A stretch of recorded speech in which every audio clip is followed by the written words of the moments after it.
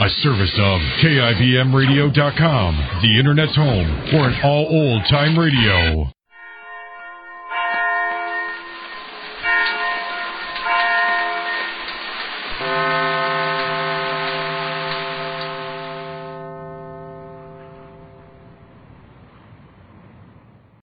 The Adventures of Sam Spade, Detective. Brought to you by Wild Root Cream Oil Hair Tonic, the non-alcoholic hair tonic that contains lanolin. Wild Root Cream Oil. Again and again, the choice of men who put good grooming first.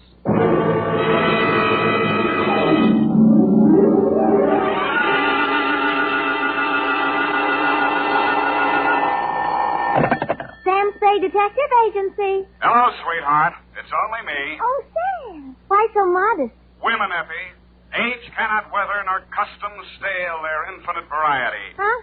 Against their incalculable wiles, mere man is a leaf in the wind. Oh, Sam, do you really... Oh. Who was she and how windy was it? Cyclonic, Effie. We had to close every window in the house. But If you will just contain your natural feminine curiosity for a few moments, I'll be right down to dictate my report on the bow window caper.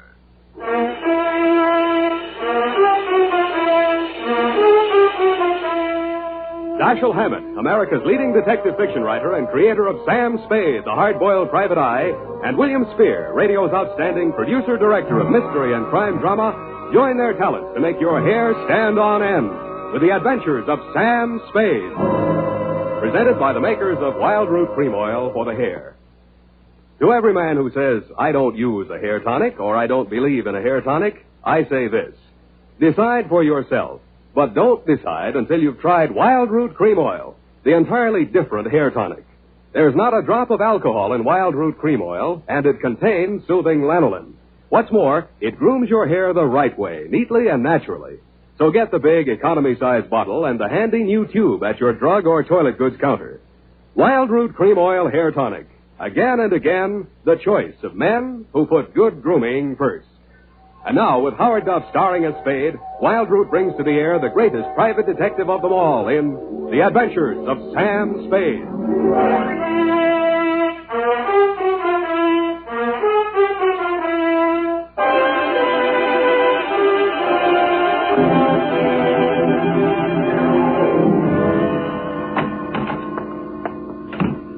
Sam, what's a bow window? A bow window. Bow window is a bay window that you look into instead of out of.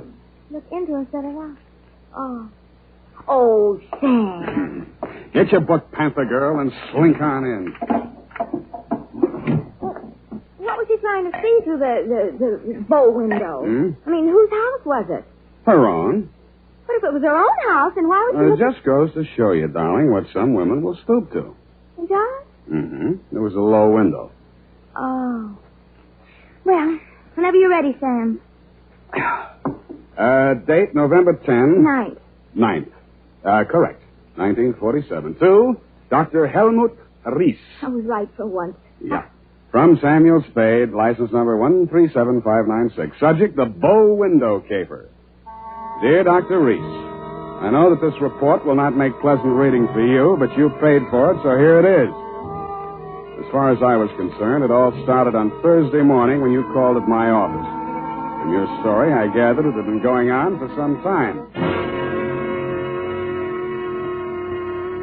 You will say these are merely the actions of a jealous woman, Mr. Spade. But I assure you there's more to it than that. It must be a carefully thought-out plan to ruin my career, my whole life. In what way, Dr. Reese? She spies on my private consultations. Insults my women patients. I can no longer even keep a nurse for more than a week at a time. Scenes, hysterics, outbursts of violence. I cannot continue my work under such conditions. Well, why don't you give her a divorce? Why, no. This is not her desire. If it were, it would be simple. No, she wants to bring me to ruin. She wants to see me on my knees in front of the popular. Why? That is what I want to find out. Why? Doctor, I think you ought to take this case to a head doctor. I have consulted a psychiatrist. He examined her. She's perfectly competent mentally. So you see there is here already some mystery, for which one comes to a detective. How long has this been going on, Dr. Reese? Since 3 months only. But in this time, she has reduced me to utter desolation. Dr. Reese was a very good divorce lawyer right down the hall from my office. No. I discussed the matter of a divorce with her a few days back. This was her answer. You see, a receipt for the purchase of a gun. And this note in her handwriting. I hope you will not force me to use this. Esther. Yes. What do you think she has in mind? Murder or suicide? She refused to discuss it. But one thing I have noticed. Since she has bought this gun, a new development. A strange man watches my house. Several times I have caught him following me. Well, she might have hired a detective to check on whether you visit a lawyer. Perhaps it is very simple, but it is all too strange to be harmless. I half-heartedly agreed that it might be, Dr. Reese, and when your check for $100 didn't bounce, I went to work wholeheartedly. I reached your house on Pacific Avenue just as the streetlights were going on. It's a quiet neighborhood, so I could hear it before I got close enough to read the number on the door. This is mad. Get out. Get out of this house. Get out. You want me.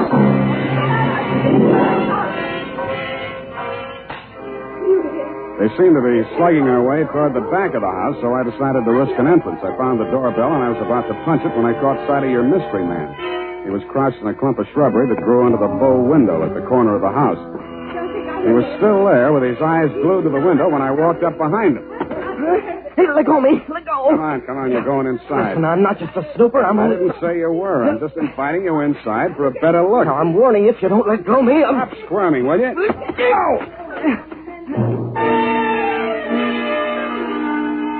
The kick he landed on me wasn't according to the Wrestling Association's rules, but I let him get away with it, mainly because I couldn't move for 3 or 4 minutes, and by that time he'd disappeared down the street. When I recovered my faculties and staggered back to the door, I didn't bother ringing the bell. I just walked in. The hen fight was still going on somewhere in the upper reaches of the house.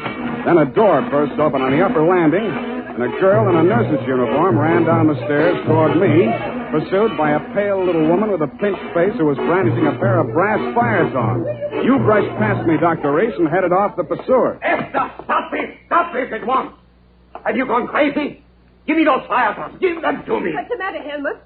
Afraid I'll mar your light of love's beauty? What started this? I caught her creeping about the kitchen. She's going to poison my food. Explain to you, Mrs. Reese. The doctor... Oh, don't bother explaining, Miss Robbins. These morbid fancies of hers. Don't think I don't know what goes on in that office. That office where I'm not allowed anymore. That's only because you make the patient so nervous, Esther. I know what goes on. You and those women. That will do, Esther. Go to your room. Very well. But I won't have that woman in this house another day, Helmut. Is that understood? Go to your room, Esther. I'm going. But remember what I said. I warned you both. I can't. There, Miss Robbins. Now don't. There. I can't stand anymore, Doctor. I tell you, it's making me a nervous wreck. I just... Dr. Reese. Huh? Oh, Mrs. Spade. You saw, you heard? Yeah. Come into my office. We'll talk.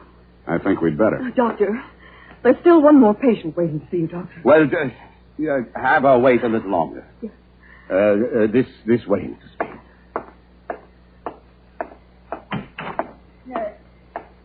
Longer. Well, the doctor will see you just as soon as he possibly can. Have you been feeling any better, Mrs. Cameron?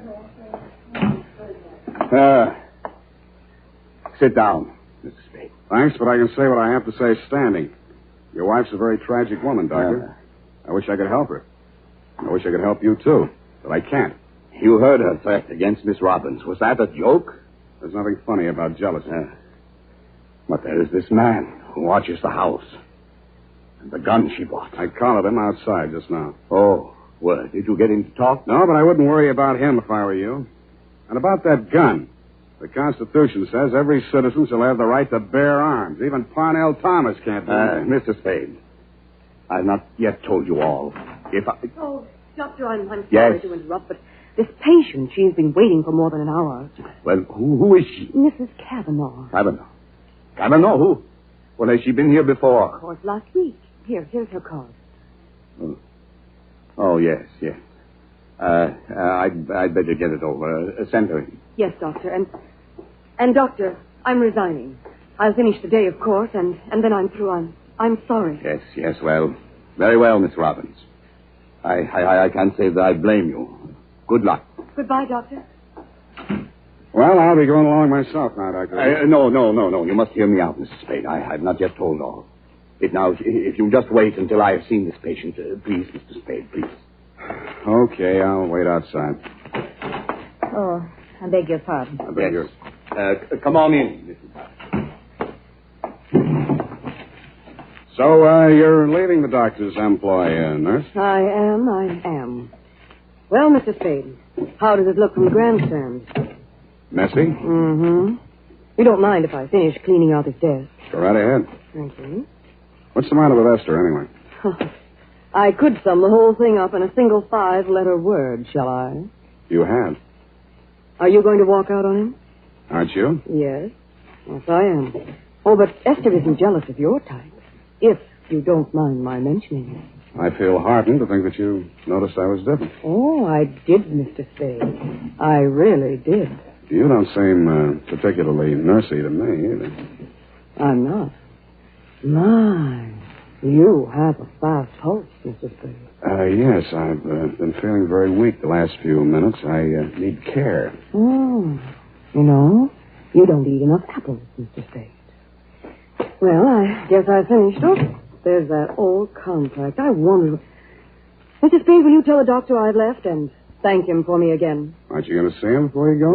No, I'm not. He'd only begged me to stay, and it's simply out of the question. Oh, the poor guy. I just don't know what I'd do if I were in his place. For you, Mr. Spade.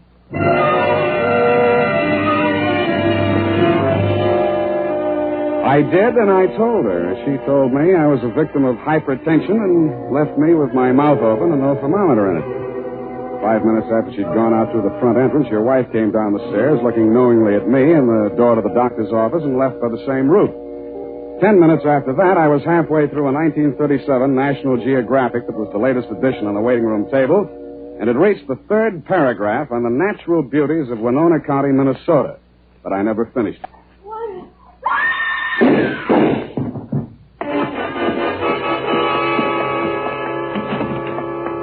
The first thing I saw when I entered the room was Mrs. Kavanaugh, your patient. Why did he do it?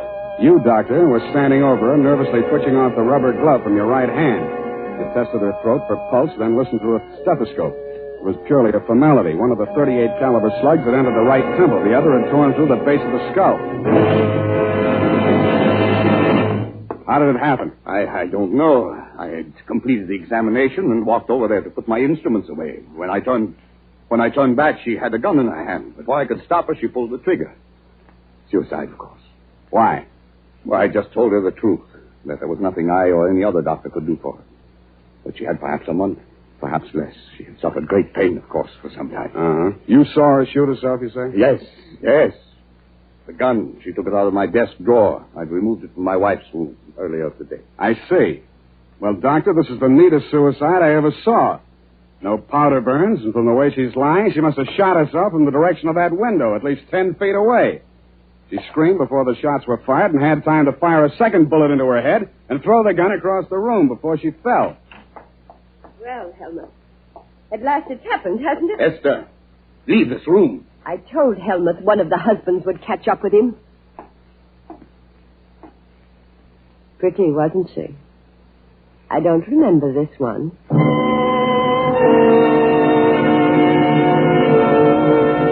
The expression on your face might have been horror or fear or both, Dr. Reese. But your wife was smiling.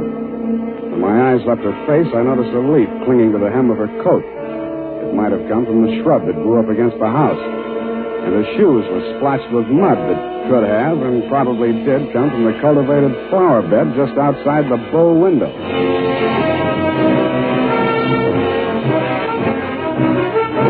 The makers of Wild Root Cream Oil are presenting the weekly Sunday adventure of Dashiell Hammett's famous private detective, Sam Spade.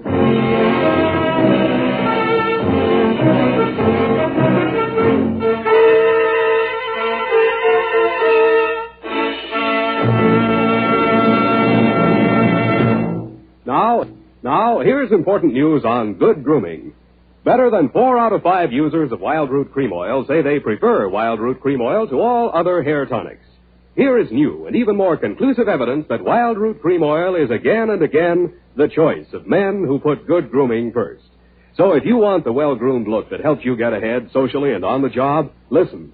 Recently, thousands of people from coast to coast who bought Wild Root Cream Oil for the first time were asked, how does Wild Root Cream Oil compare with the hair tonic you previously used? The results were amazing.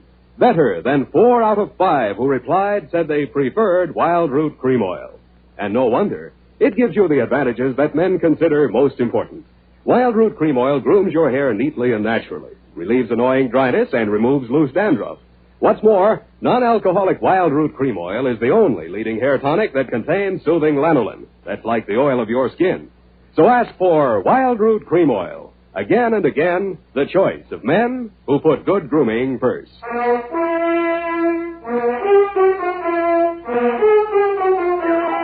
And now back to the bow window caper. Tonight's adventure with Sam Spade.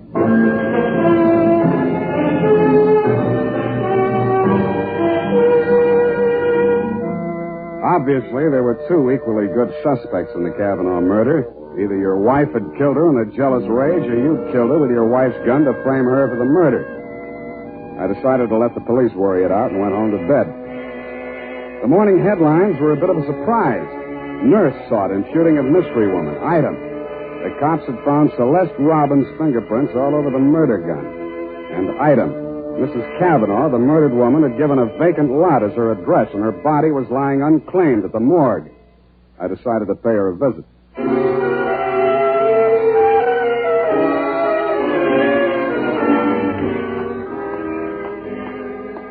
Maxie, hey, Maxie. What? Oh, Sam. Sammy, my boy. Hey, it's good to look on you. How are you, Maxwell? Oh, fine, fine. What brings you here, Sam? The Kavanaugh woman. The Kavanaugh, huh? Let's see who's with us today. Stiftel, Milton, Schwartz, Kelly. I knew him. Nice guy. Feige. Kavanaugh. Rose. Hello, Rose.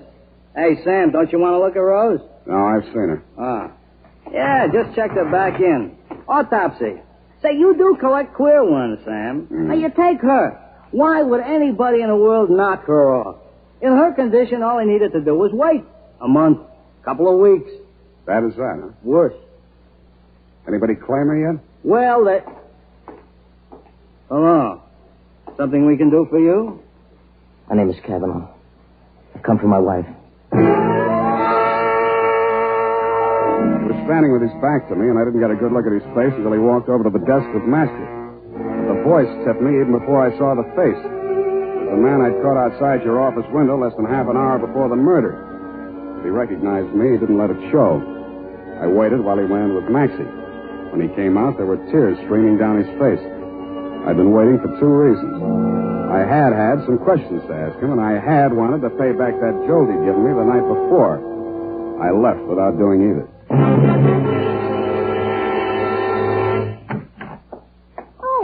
Oh, Sam. Oh, sweetheart, any calls? Lieutenant Dundee of Homicide, Yeah. Dr. Reese, Mm-hmm. and there's a girl waiting inside. Wouldn't give any names. So you let her wait in my private office. Well, I don't think you'll mind when you've seen her. She's by way of being a knockout. Well, thank you, Effie. That was very thoughtful of you, dear. You're welcome, Sam. Sam, please don't be angry with me for coming here. I had to talk to somebody. What you need is a good criminal lawyer, Nurse Robin.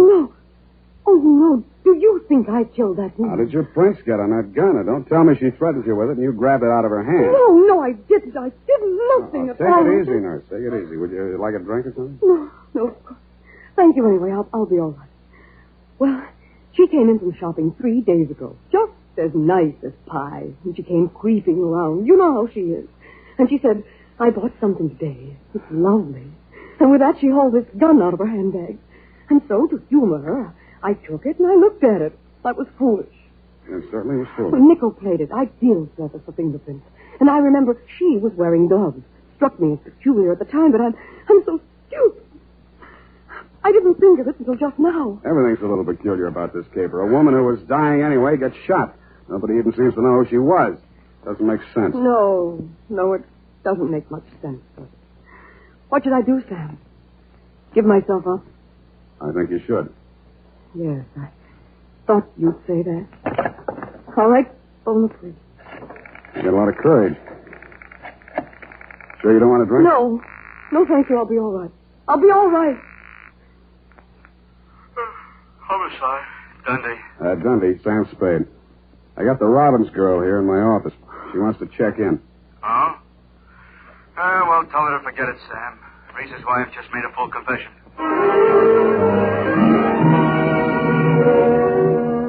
That tore it.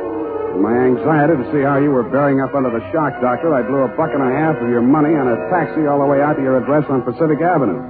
To my astonishment, you were wearing a look of real distress. I don't understand it, Mr. Spade. This confessing, it's not like her. It's all too strange to be harmless.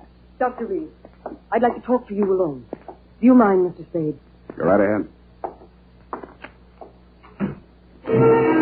I strained my ears outside your consulting room, but all I could hear was a few vague murmurs. Then, for no good reason, I decided to have a look at your wife's bedroom upstairs. The cops had been there before me, so I didn't expect to find much, and I didn't. I was tapping the woodwork for secret panels or something when I heard a heavy tread on the stairway. I wheeled around, my hands inside my coat. A jolly-looking character in coveralls was standing in the doorway. Home Electronics. I beg your pardon? Daggett, Home Electronics. I come to take the equipment. What equipment? The dictograph. She don't need it no more. Ask me, she hurt too much. Mrs. Reese had a dictograph installed? Yeah, a metal type installation. This here's a speaker. My own design. Looks like a portable radio, don't it? Yeah, where's the other end? Where's the microphone? It's in the doc's private office. You interested, eh? Yeah, turn it on, will you? Oh, sure. We'll get it tuned in a minute there. Oh, feedback. Wait a minute, I'll fix it. Let her talk. What can she tell? I don't know. But it's uncanny the way she Nice, huh? things. Every word we spoke together. That's because of the dictograph. Deep rig, huh? Shut up. My agent, we cannot allow this terrible tragedy to come between us. We love each other. Nothing can change that. Oh, boy. That's as nice, ain't it? Quiet. I just know, please don't. Now stop it, Helmut. I don't want you. Please don't. What is it, Celeste? What has happened to Jane? What has happened? You asked that.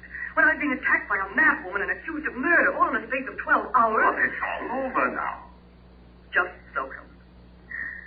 Yes, all over. Won't you turn it up a little more? Oh, sure. Turn it up. Hold it. Definitely over sober. And I'm very, very ashamed. I suppose it was my usual thing. I always get sorry for a poor, weak man and get involved. But this time, I'm sorry for her. Celeste, please. When I was a kid, I liked it. It used to make me feel powerful and, well, to watch them squirm. But it's no fun anymore watching another woman in the agonies of jealousy. And you, I thought you were just weak.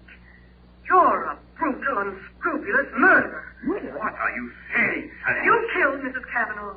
Why, that's impossible. You stood deliberately in that window and you fired 2 shots right at Hey, it. what gives you? Why weren't my Rehearsed them by fingerprints on that gun? Because you were wearing your rubber gloves, Doctor. Celeste, don't say any more. No.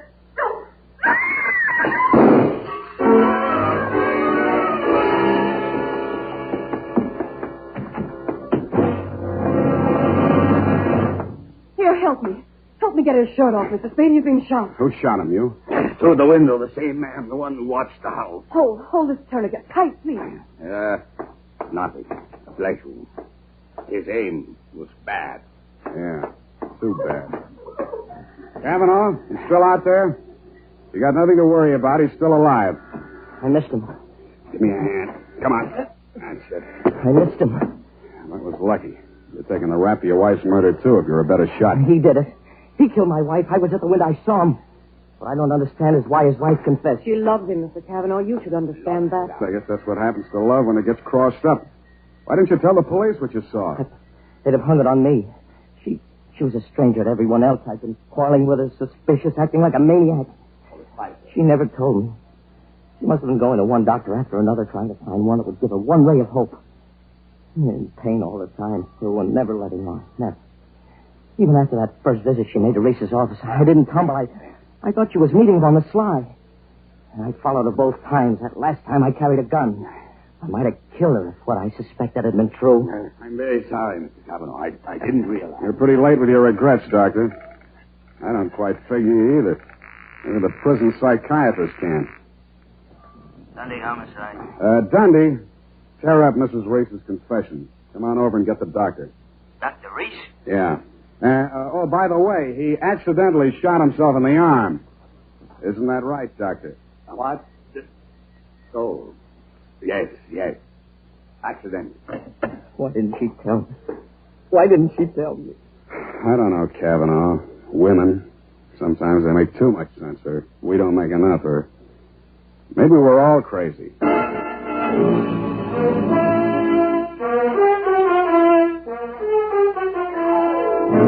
And that, Dr. Reese, is the crop. The risk of laboring a point. There's also the mystery of why a nice girl like Celeste Robbins ever fell for a guy like you. You'll have plenty of free time to think it over between now and the trial. If you find the answer, drop me a line. Period. End of report. You know, Sam, that's Celeste. I like her.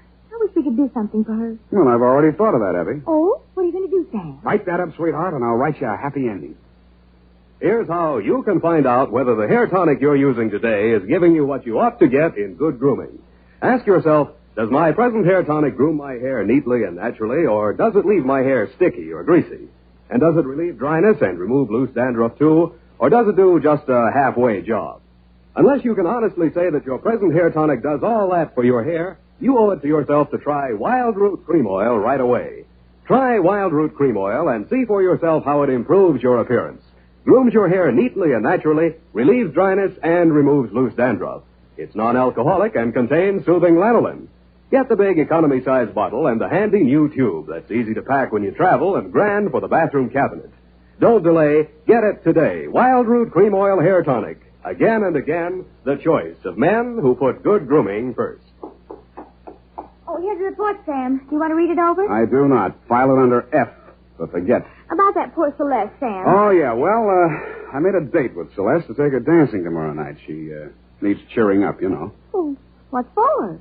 Well, you said she needed help. Well, that isn't exactly the kind of help I had in mind. Oh. I don't see why it's necessary Effie, to take... we must each of us give a particular kind of help each of us is particularly equipped to give. Very well. She used to make over men just to get the other women jealous. That she did. Aren't other women silly to allow themselves to get jealous when they know just what she's up to? Idiotic. Just idiotic. Sure thing. And go home, Effie. I'm a lousy dancer. Oh, very well. Have fun, Sam.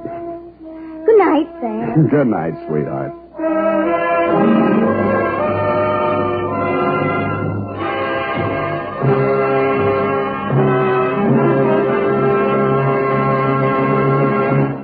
The Adventures of Sam Spade, Dashiell Hammett's famous private detective, are produced and directed by William Spear.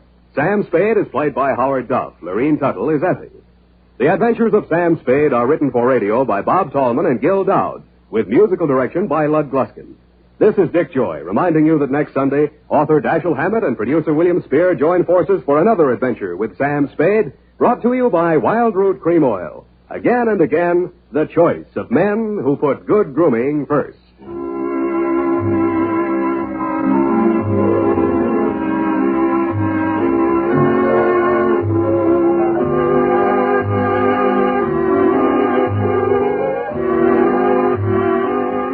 Smart girls use Wild Root Cream Oil, too, for quick, good grooming and to relieve dryness between permanents. Mothers say it's grand for training children's hair. This is CBS, the Columbia Broadcasting System.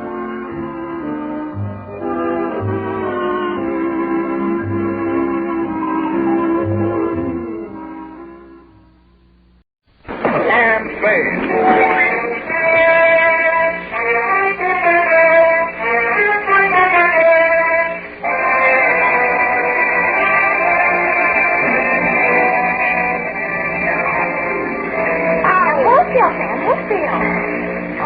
In the wrong eye. Or have I? They're both of them. Oh, I get so angry sometimes. You go dancing out of here like a schoolboy on the slightest provocation, and 1 hour later, just 1 hour, you come back with a broken head and a black eye and clothes torn all to pieces. Face like a wet Elysium. Hold still. There now. Sam. How is it? too tight? What did you say? Then how do you expect me to dictate a report with a mouthful of gauze? Oh, that's terrible. I wondered what happened to the girl. Sit down and shut up. Sam, I didn't mean anything. I just meant it for your own good. Pick up your pencil, Effie. No, not the scissors. Oh, I'm sorry, Sam. I'm sorry. New Patrolman Aloysius, FX Clancy, 3rd Precinct Station. Sam, the Officer Clancy? That's right. The nice fat policeman that walks up and down our street? The same, Effie McElwain. He brings me candy, want to know. Down, Effie. From Samuel Spade, license number 137596, subject the 1-hour caper, Dear Clancy. In case you were aware of it, and I think you were, Clancy, this afternoon in San Francisco was warm, quiet, and dull. I was sitting in my underwear in front of the open window of my office, reading the news of the blizzard back east. I was not employed by the Chamber of Commerce to do this. My secretary had merely taken my suit downstairs to get it pressed. It began as the clock on the Church of Dismas Belief around the corner was hammering out the hour of 4.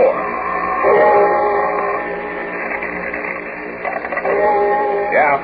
Mr. Spade, this is Hank Page. Page's printer right across the street. We printed some cards for you, remember? Oh, yes, Hank. I was about to call you. My secretary is just making out the check. Oh, forget that bill, Sam. I need your help.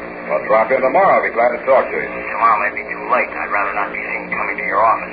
How about the saloon downstairs in your building, say, 5 minutes? Well, if it's important, Hank. Well, I don't know. I got something here. I want you to look at it. If it's what I think it is, it's important.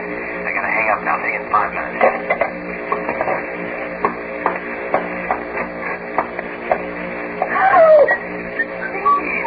Where do you think you're going in that? Same old hat, Effie. What's the matter with it? It's not referring to your hat, Sam. Well, that's what you're looking at. I'm trying to avert my eyes, Sam. Here's your suit. Oh, I forgot. Well, look out the window, Effie. I'll put it on. Got a phone call. Maybe a job. I got to meet a man. Sam, you can't go on a job now. Why not? Why do you think I got your suit pressed? The man's coming to take your picture. What man? From Baffling Detective Magazine. Oh. Well, I'll try and make it for you. Sam, I'm tired of making excuses to people. I set up this appointment for 5:30, and I want you back in plenty of time. I wish you wouldn't go. Oh, all right, go on. But if you aren't back in this office by 5 o'clock, that's p.m., Sam. You can find someone else to make your excuse. Okay. Shall we synchronize our rockets? I skipped the elevator and walked downstairs to save time. It was 11 minutes after 4, last beer time, when I reached the entrance of the happy hour oyster and beverage bar. I turned and looked across the street. Hank Page was just stepping off the curb. He was jaywalking, but that didn't explain what happened. He saw it in plenty of time and jumped back out of the way. It saw him, too. The wheels cut sharply towards him, and the front bumper caught him just behind the knee.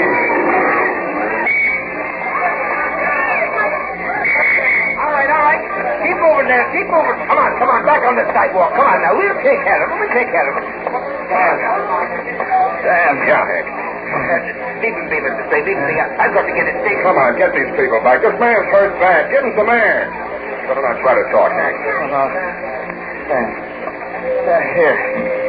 This is it. Cigarette case. Hey, wait a minute. What was that? What's what, Clancy? Well, he gave you something there. A gold cigarette case. I seen him. Oh, you must be mistaken, Clancy. Hank, can you talk anymore? Cigarette case. Sam, yeah. Find out. Gotta find out. My wife. Yeah, what about your wife? I can't.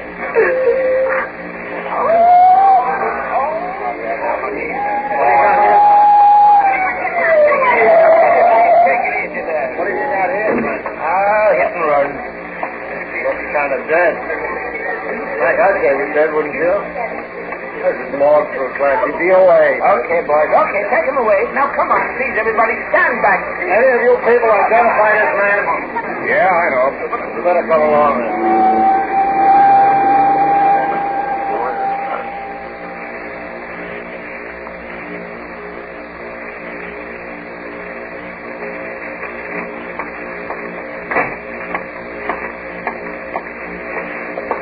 Oh, hello, Sam. Hello, Maxie. Hank Page. Oh, yeah, just came in. 2 seconds. Maxie. Yeah. No, you better not look at him now. He's in no condition. Oh, sure. Sure, you can give her the money as any effect. Yeah. Oh. Hey, that's Mrs. Page. She didn't lose any time. Like to meet her, Sam? Yeah, Maxie, I would. You know, Milty says she's going to look nice in time. That's so. Miss Page? Huh? I knew your husband slightly. My name is Sam Spade. Oh, yes. The detective, he said he was going to see you. Did he? Not quite. You happen to know what he wanted to see me about?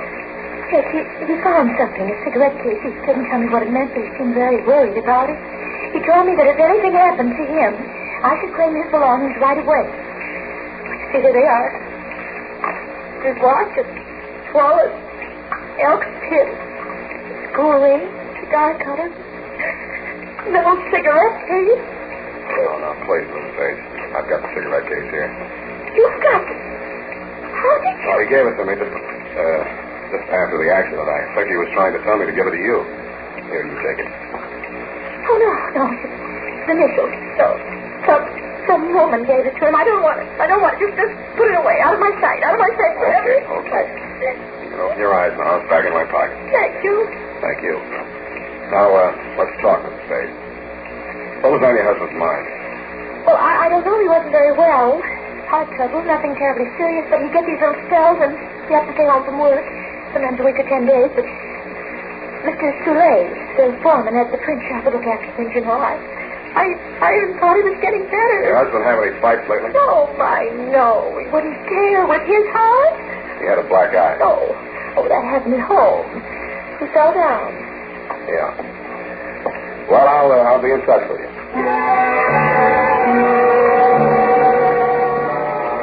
Outside, the fog was rolling in. I stopped under a street light and spent an estimated 45 seconds trying to figure out what time it was for the calendar watch my secretary gave me for Christmas. The barometer was falling, it said. The temperature was 63, and I was facing northwest. I looked in a jewelry store to find out it was 4:23. My hour was nearly half gone, and the only clues I had were a cigarette case and a black eye. I took the case out of my pocket and opened it. There were cigarettes in it. I took one out and lit it. It was nasty. Then I saw something green behind the cigarette. It looked better. It looked like money. When I examined it more closely, I wasn't so sure. The printing on it was Dutch, and the amount was 100 florins.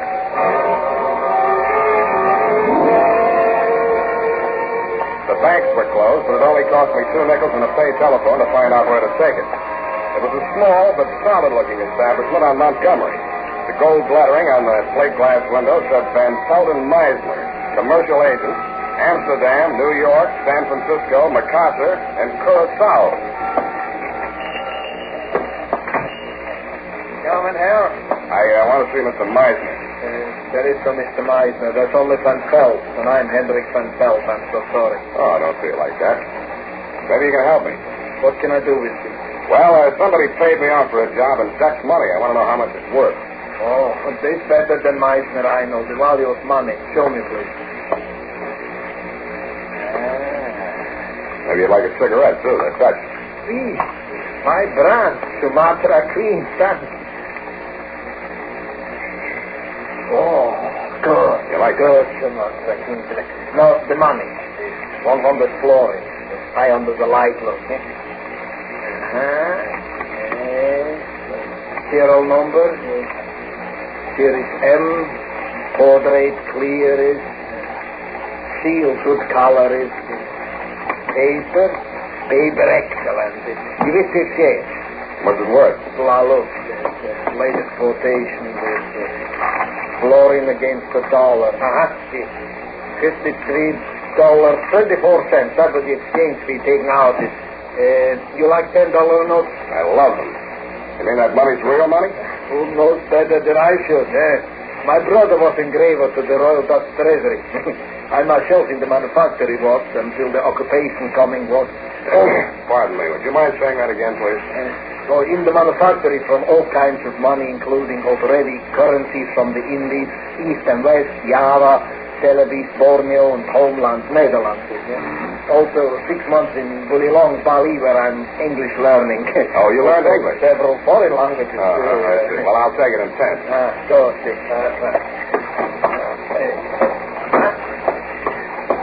10, 20, 30, 40, 50, 1, 2, 3, insert. Dime cents and 20 cents. Dry cents. Danke. Oh, eventually... I spoke a little Dutch. Yes, eventually you have lived in San Francisco. For how long? Oh, eventually quite some time. Oh, I'm Hendrik van Pelt. How are you? How do you do? Yes, I noticed on the cigarette case you have the same initial, HP. Who your name is, please? Polhaus, Herman Polhaus. Oh, in a Polhaus, I like that cigarette case. With the coincidence, you tell me your Dutch money. Maybe also tell me the cigarette case with the Dutch cigarette. You like those cigarettes? Oh, I love that Sumatra Queen. You're going to have them for nothing. No, such a pity to remove them from the beautiful case. They go together, cigarettes and the case. How much? What would you say it's worth? Well, that could go $500. What do you pay? Nothing. I take it out of a dead body. Get out! Get out! The grave robber! Help! Police! Stop thief! Okay, Mr. Van Pelt, I'm going. Help! Police! Help!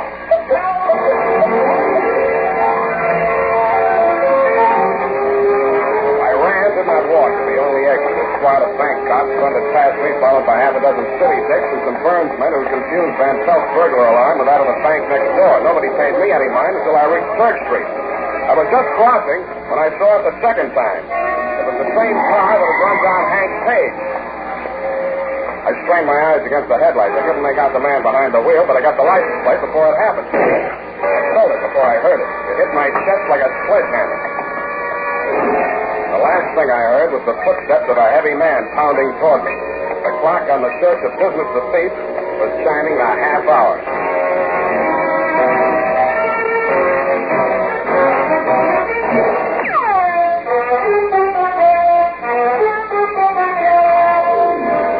And now, back to the 1 hour caper. Tonight's adventure with Sam Spade.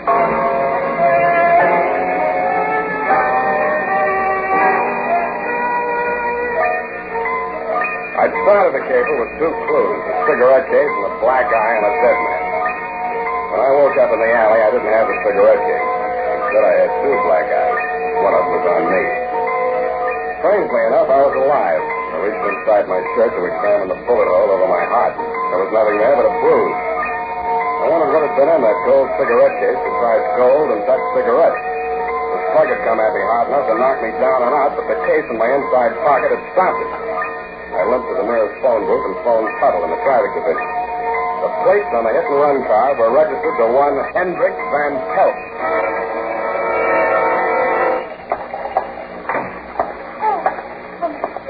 I'm so glad you're here. I was beginning to worry. Where's Mr. Van Pelt? That's just it. He went in the other room to make a drink. He hasn't come back.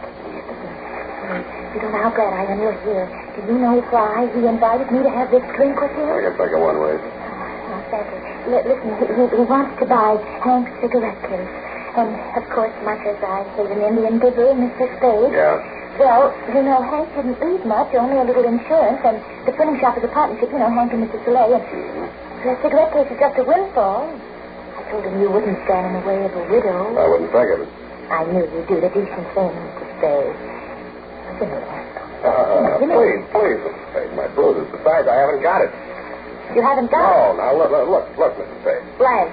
Okay, now, Blanche, try and think. Did you ever hear your husband mention Van Pelt? No, they never even met. Mr. Van Pelt said so. How'd Van Pelt find out about the cigarette case? They said you showed it to him. How well do you know your husband's partner, Mr. Soleil? Oh, we're total strangers now. I told my husband everything. He forgave me. And what did Mr. Soleil tell you? Nothing much, nothing. He's led a very dull life. Almost as soon as he got out of reform school, he took a forgery rap. Oh, very good. That's where he became a master critter. And stir, as they say. Oh, yes, I know. They don't have much help. Au contraire, Blanche. Au contraire. I escorted her outside and pushed her into a taxi. Then I walked back to Church Street. As I rounded the corner, I could see light in the window of Pace and Splintery. The chimes were hammering out 5:15 when I entered Hank Page's shop. The back, a guy was sitting at his desk in his shirt sleeves checking off figures in a ledger. I introduced myself, and he told me his name was Ben Soleil. We shook hands, and then he waved me to a chair across the desk. This is awful, Spade. What with one thing and another, we're heels over head and work, and got to pull with these books, and I don't know a thing about it. And pardon me. Yes. Oh, all right. Well, things are a little confused here just now. Could you tell me a little more about it? Huh? Oh, yes, I understand the problem. Well, we're handling it at this end, but we'll be very busy for a while. No, there's definitely no point in you dropping by tonight. Oh, you think the news of the boss's death would make some difference to those customers, but no. Hey, take that fellow that just... Yeah, I know you're very busy, Mr. Soleil. I don't want to take up too much of your time, so... Hey, what makes you think that car deliberately ran down the boss? Did I say so? Well, you're an insurance dick, aren't you? You got me tagged. Anybody have anything against him, as far as you know? Well, he fired 2 printers last week. Why? Well, they couldn't spell in English. You see Mr. Page this afternoon? Yeah, he came in for about 10 minutes. Said he'd be back on the job tomorrow morning. He was killed just after he left. How'd he look? Oh, same as usual. You wouldn't say he'd been in a fight. Oh, good Lord, no. He was a sick man. He had a piece of porn in his hand when he was hit. Know anything about that? Oh, sure, he got it here. One of our customers, a man named Van Pelt, paid for some work with it. Boss wanted it for a souvenir, so he took it with him. Does Van Pelt know about Page's heart? Oh, that's a stupid question to ask. You didn't know Page was killed with Van Pelt's car. That's a long shot, sir. Thanks. Here's another one. You're lying straight down the line. Huh? You didn't see Page today. If he had you to mention that he had a black eye, he didn't take that Dutch money for a souvenir. If he had you to mention the cigarette case. You said enough.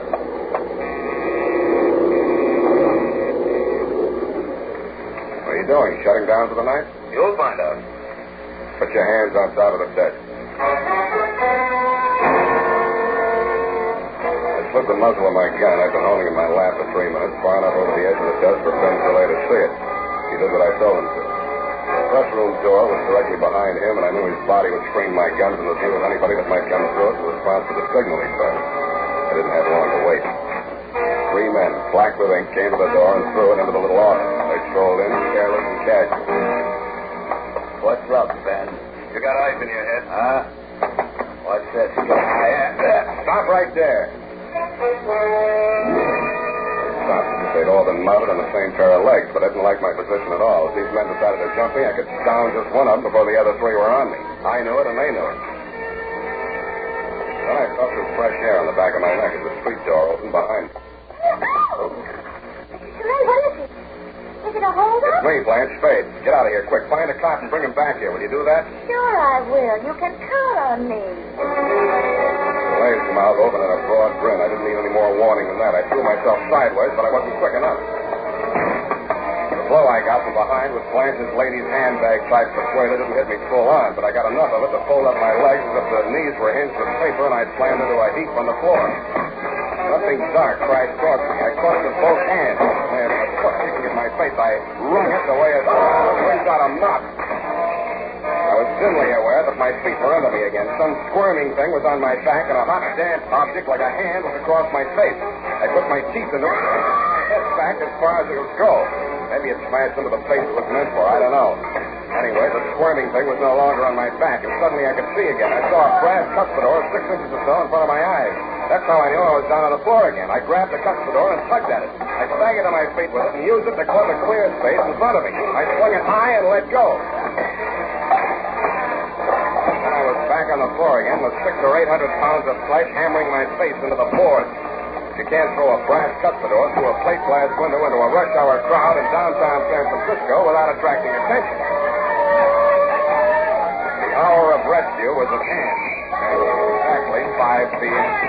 Let's go to work.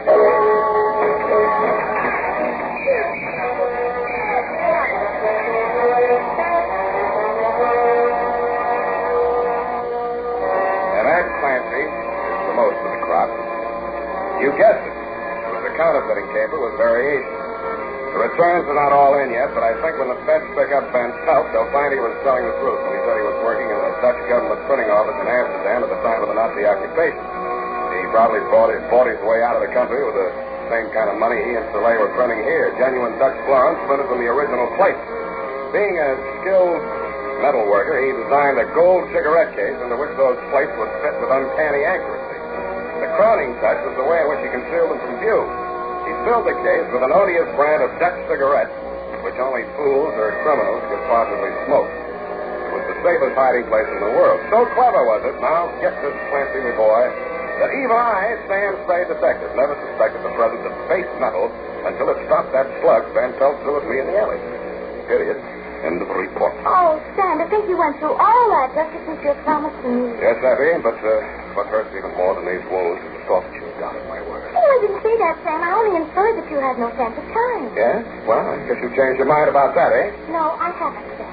May I ask why? Well, I'd rather not discuss it during working hours, Sam, but as soon as I've typed up this report, I'll tell you exactly what I mean.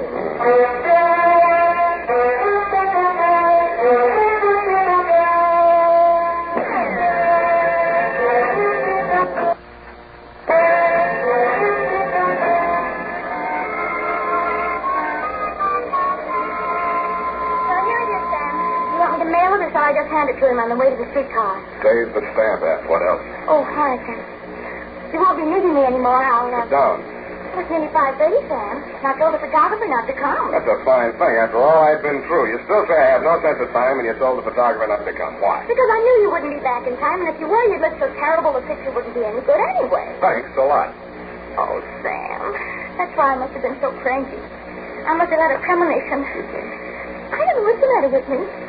I'm so ill-tempered. I think I'm turning into an old maid or something. Oh, calm down. I must be. Oh, by the way, honey, remind me to write to Feige at Washington and ask them to send me that cigarette case for a souvenir if they take it off Van Pelt. After all, you know, it saved my life. You're right. Mm-hmm. That's And here I've been nagging and saying all these terrible things. Oh, Sam, Tell me. Oh, Sam, no, your bandages, your wound. Oh. Think I'll live. Good night, Sam. Good night, sweetheart.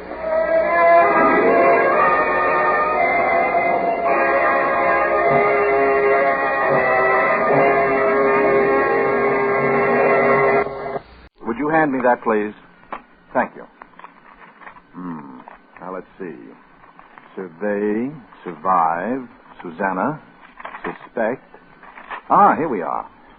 Suspense, meaning held in doubt, expressing doubt, the state of being uncertain, undecided, or insecure, state of anxious expectation or waiting for information, such as to keep one in suspense, therefore delay acquainting him with what he is eager to know. Suspense.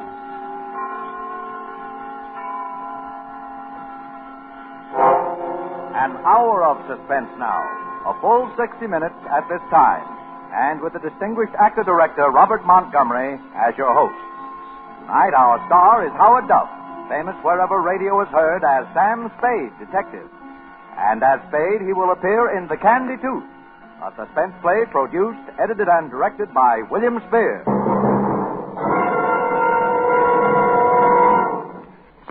This is Robert Montgomery.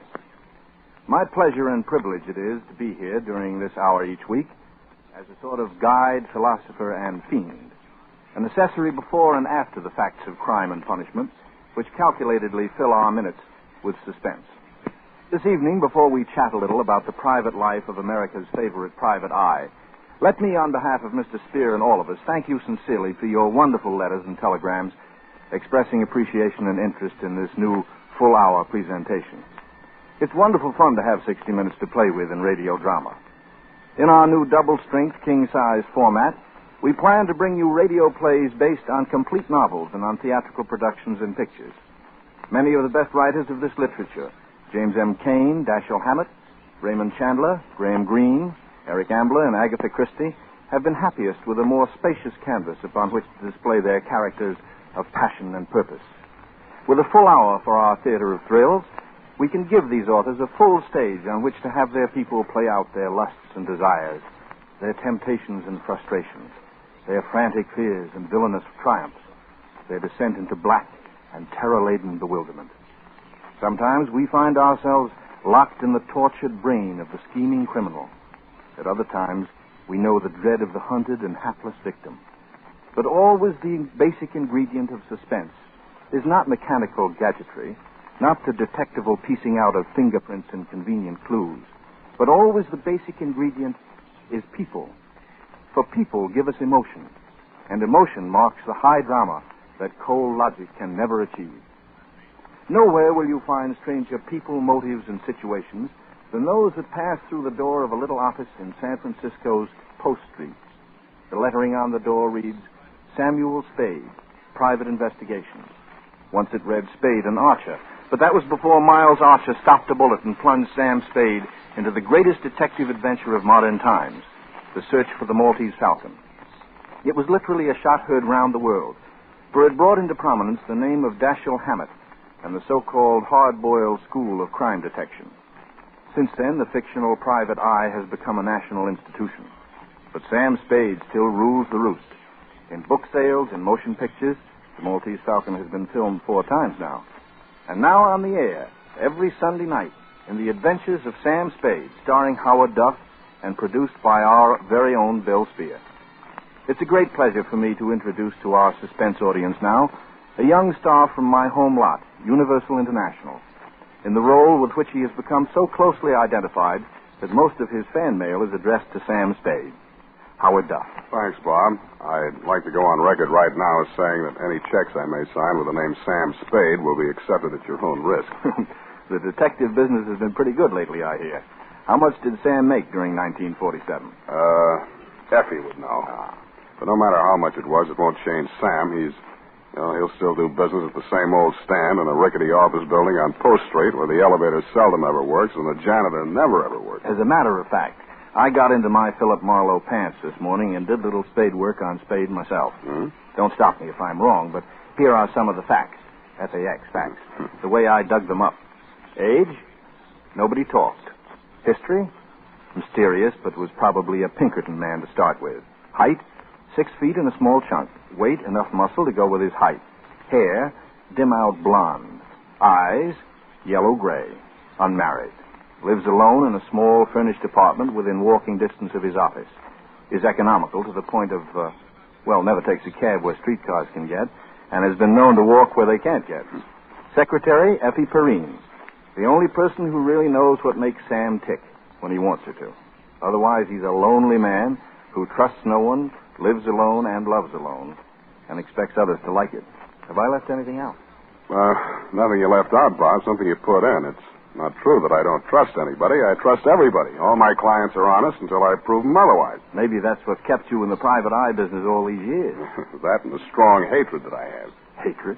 Yeah, for time clocks and the hours between 9 and 5. That's why I went into business for myself, and that's what keeps me there. Then you regard it as a business, Sam, and not as an adventure. Well, when you break an arm in an adventure, the cost of setting it is not tax deductible. In a business, it is. Yes, I see. How many cases have you had? And do you think all private dicks are clever? Well, I've had so many cases I can't remember them all. About being clever, I once knew an operative who, while looking for pickpockets at Santa Anita Racetrack, had his wallet stolen. He later became a lieutenant of detectives in Glendale. Sam, tell me, what was the most surprising thing that ever happened to you? The most surprising thing that ever happened to me was in 1936 in Washington, D.C. I met a young lady on a bus who did not remark that my work must be very interesting. Well, that's very interesting. Thanks a lot. But I guess my most exciting caper since the Maltese Falcon was the hugger-mugger over the Kandi Tooth. Usually when I wind a caper, I call Effie just to let her know I'm okay before I hustle down to the office to dictate my report to the client. But this time it was 4:30 in the morning before I could get to a phone. The reason was that I was in jail.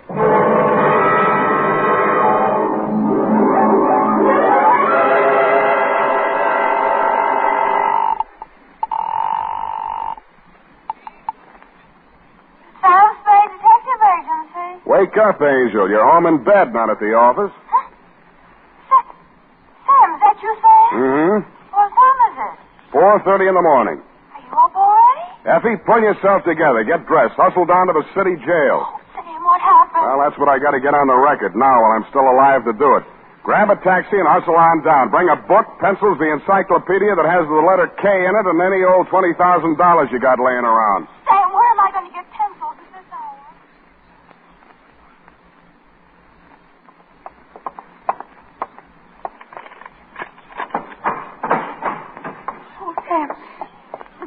just as fast as I could. There was no taxi. What are you doing in jail? My apartment's being redecorated. You bring your book? Well, of course I did. And pencils, too. But you're here on a murder charge, Sam. Whatever could have happened Take it down, to you? Effie. But, Sam, what did The you do? San Francisco Homicide Bureau. Attention, Detective Lieutenant Dundee. Date, fill it in. I will. From Samuel Spade, license number 137596. Subject, the Kandi Tooth caper. Dear Dundee, I don't know all the answers, not yet. What I do know is going down on paper while I'm still alive to get it there. Oh, Sam. The scenario runs something like this. This morning, a telegram came to my office. It was addressed to Samuel Spade, Esquire, and it was signed Casper Gutman. Gutman, the fat man.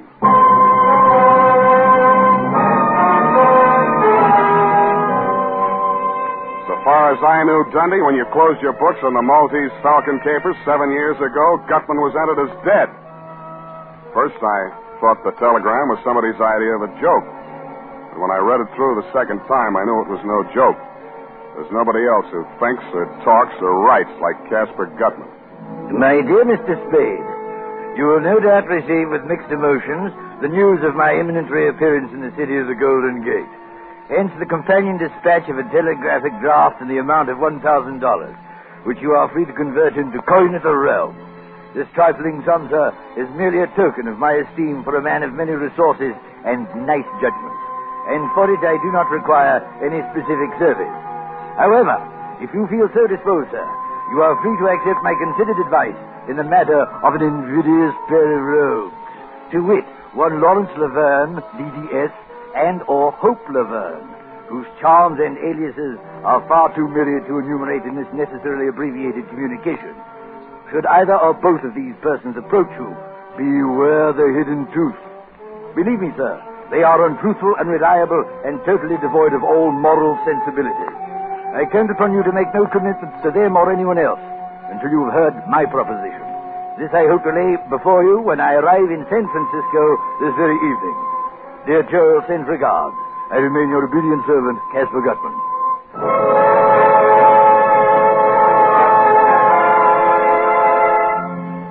Casper Gutman, the fat man. I know, Dundee, you figured I didn't get hurt much the last time I tangled with Gutman over the Maltese Falcon. But that's because you didn't know Bridget O'Shaughnessy as well as I did. As well or as warmly. Well, I figured if Gutman was still in the land of the living, let him come. This time I wasn't going to get hurt in any way. There couldn't be two Bridgets. Nevertheless, I ate a can of spinach, which I found on Effie's desk. Then I sat down again, facing the door. Nothing much happened for almost 10 minutes.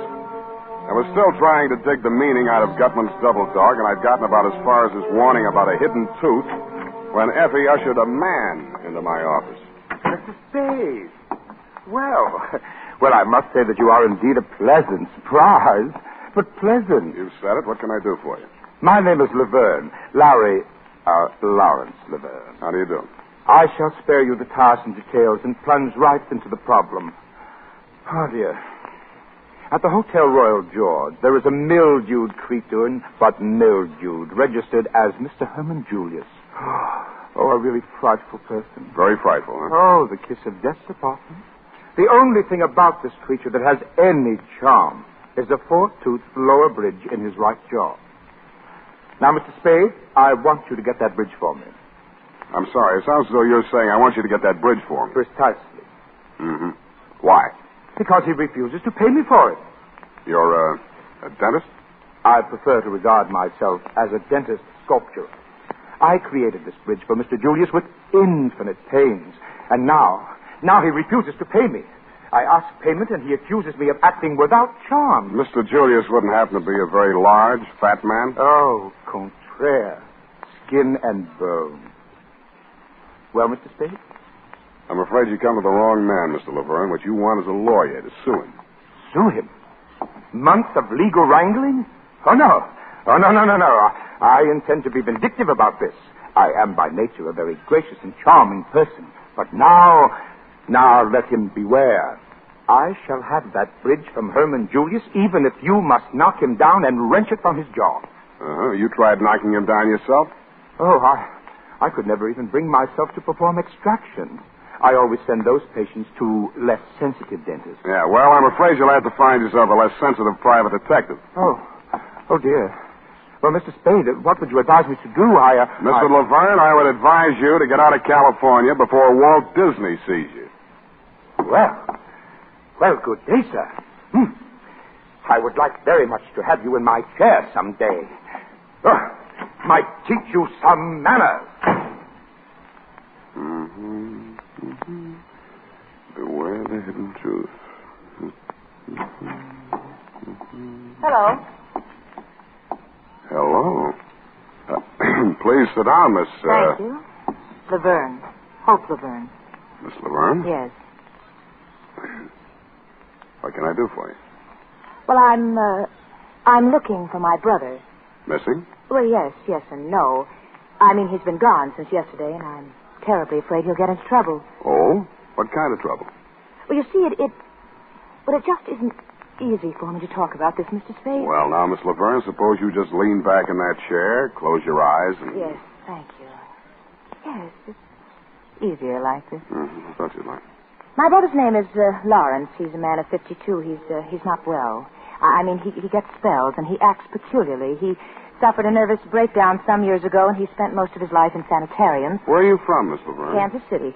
During the past year, Larry was in a rest home in Palo Alto, and I arrived 2 days ago to take him home. Yesterday morning, Well, I don't know how it happened, but he's gone. These spells you mentioned, what are they like? Oh, well, he assumes different personalities. His favorite seems to be that of a dentist. He becomes obsessed with the thought that he's done some work, a bridge or something, for someone who refuses to pay him. He'll walk up to a perfect stranger and create a scene. He's been arrested a few times, nothing serious, public nuisance. Mr. Spade, I'm afraid that he'll be put away if he's arrested once more. I see, and you want me to look for him. Then he hasn't been here? Why'd you think he'd come here? Oh, that's another one of his tactics. He goes to a private detective, hires him to either follow a man or get back the work he thinks he's done. Dental work, you know. But what made you think he'd come to me? Oh, well, not you, particularly. Ever since yesterday, I've tried almost every private detective in San Francisco. No one has seen him. Who'd you talk to? I beg your pardon? These private detectives, who'd you see? Oh, well, there was a man named Graham and one named Marlowe, Philip Marlowe. Excuse me. Would you like a drink? No. Marlowe speaking. Spade, Phil. Hiya, Sam. Phil, you got a rumble on a missing brother named Larry Laverne? Yeah. Gal was in early this morning. Hmm? Brother's some kind of a screwball. You meet him? No, hasn't been around yet. Thanks, Phil. See you. Why did you do that, Mr. Spade? It's doing things like that that have kept me alive and in business all these years. That was Marlowe. Your brother hasn't been to him. I told you that. But your brother has been here. When? A few minutes before you came in. Can't see how you missed him. What did he tell you, Mr. Spade? Pretty much as you outlined it. About the dental work. And some man owing him money. Yeah, some man named Julius. Herman Julius, he said. You know him? I never heard of him. He's probably just another figment of Larry's imagination. Mr. Spade, I'm terribly worried about Larry. I got that impression. Will you try to find him for me? Can you give me any idea where I might start looking? Well, I think I know how Larry's mind works when he's in the midst of one of these spells, and if you find this Mr. Julius, you'll probably find Larry close by. So you want me to find Mr. Julius first? Oh, well, I only thought it would be simpler checking on this Mr. Julius' movements than on Larry's unpredictable whims, you see. Don't you think that makes good sense, Mr. Spade?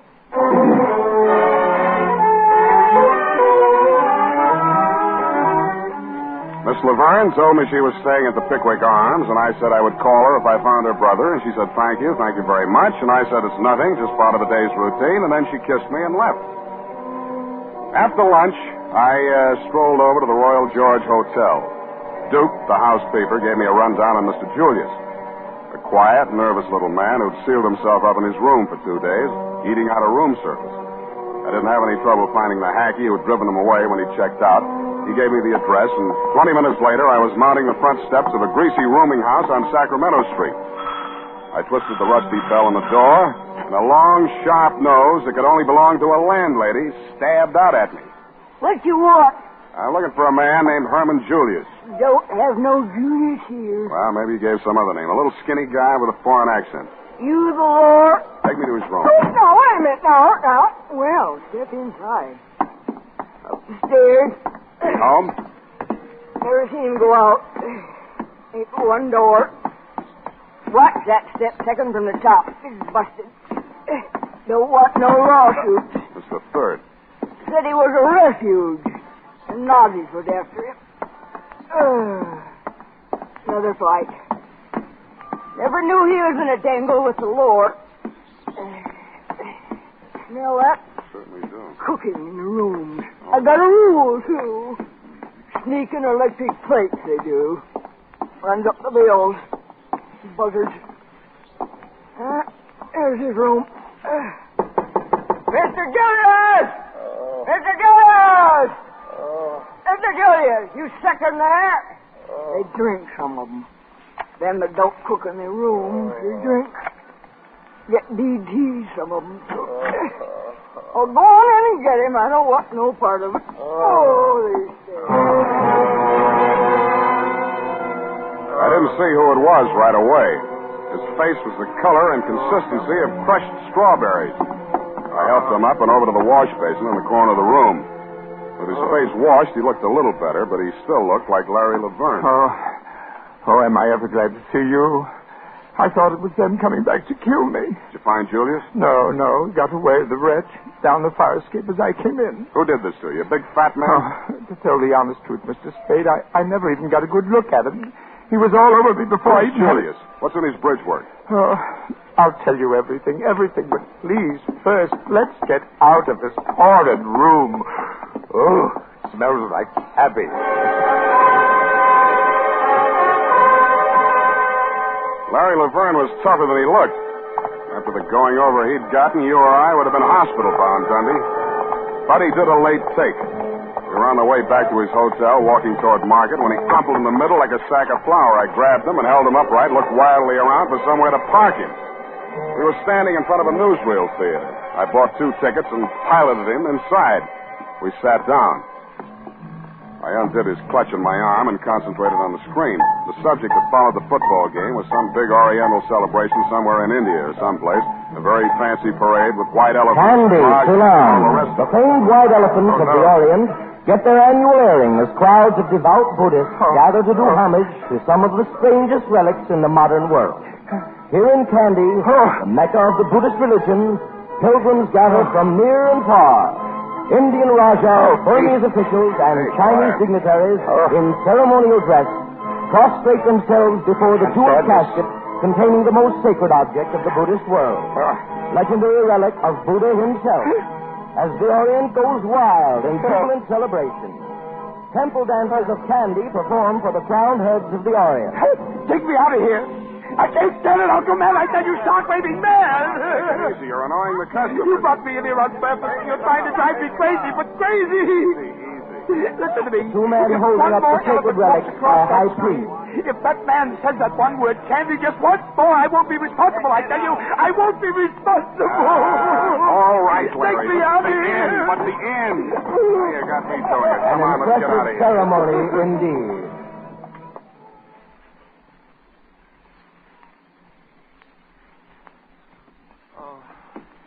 I promise you, Mr. Spade, all I need is just one night's sleep and I'll be a new man. Yeah.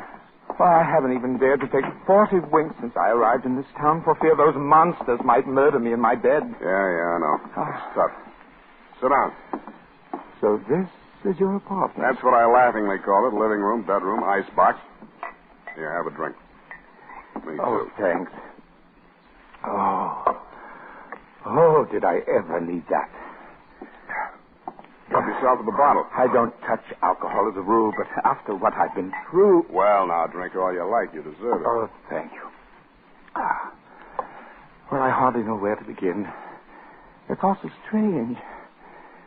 And there I was in Lisbon, Mr. Spade, the only English-speaking dentist worthy of the name in the entire diplomatic colony. Well, you must have read in the papers about Dom Constantino's tomb being violated. It was the scandal of the season. Oh, it's so horrible, Mr. Spade. I just can't talk about it. Try a little more of this. Settles the nerves. Oh, I just don't know how I can ever thank you. Ever since I hit this berg, I've been feeling like the forgotten... Pardon. Man. Yeah, you were saying something about a tomb being broken into. In Portugal, this was? Yes. Well, you know, the draft board just took one look at me and... I know what you mean. So I just stayed on in Lisbon and... Well, you know how people gossip, having patients of all nationalities and all that. Yeah, I get it. Between the Nazis and the Allies, you were quite a social line. Oh, now, wait a minute. Don't get the idea I was a spy. Oh, no. But sometimes people had things that could be hidden in a hollow tooth, and like that, bridge work, you know? I think I told you I'm not so much a dentist as a dental artist. Mm-hmm. Well, that fat Mr. Gutman brought me this tooth, you see. Gutman? Yes, Mr. G and that Joel Cairo person that was with him. Well, they brought me this tooth. Oh, a horrid yellow old thing, practically a fang. They wanted to put in Mr. Julius' fridge. Paid me £1,000. Can you imagine? Then when I learned what they had done, well, it made me positively ill. This practically sacred old tomb in the cathedral, they'd broken in and literally torn out a piece of his jawbone. Whose? Why, Dom Constantino's. And who's Dom Constantino? Oh, the Portuguese viceroy. It didn't hurt him any. He's been dead 500 years if he's dead a day. Oh, dear. I'm as tight as a tick. This liquor is getting to me.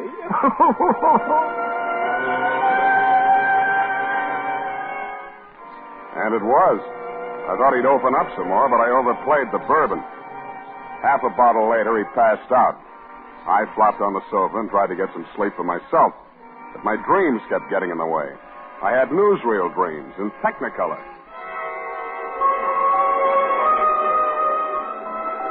I dreamed that a white elephant with a face like Casper Gutman was leading a parade down Market Street. The howdah that was strapped to his back looked like a dentist chair. Herman Julius was sitting in it, but this face seemed to be blanked out. Joel Cairo, wearing a surgeon's gown and a turban, was drilling Julius's tooth. The crowds were throwing diamonds and rubies from the peanut bags they were carrying, and Gutman vacuumed them up with his trunk. That was when the bells started ringing in the Buddhist temple that had been built on top of the Mark Hopkins.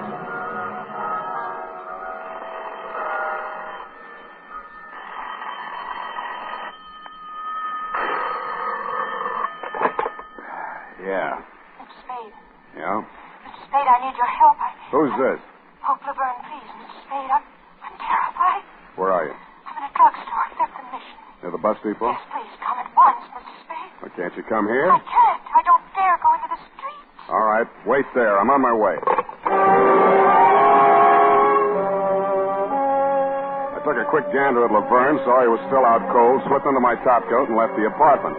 I figured it would take me 11 minutes to hustle over to 5th and Mission. But I never got any further than 50 yards from the front of my building. I sensed him behind me, wheeled suddenly, bumped him into a doorway, held the thumbs of his hands gripped tightly in my fist. Stand still or I'll tear him off. Let go. I'll kill you. Don't move and it won't hurt. You filthy beast. The boy twisted suddenly and violently, and I heard the crack of his left thumb breaking. He swallowed a scream, dashed out into the deserted street. I went after him, turned into the alley, and caught the butt of a gun behind my right ear.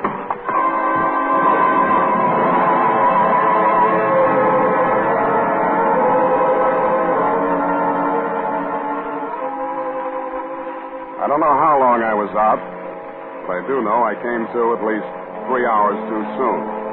I needed much more rest.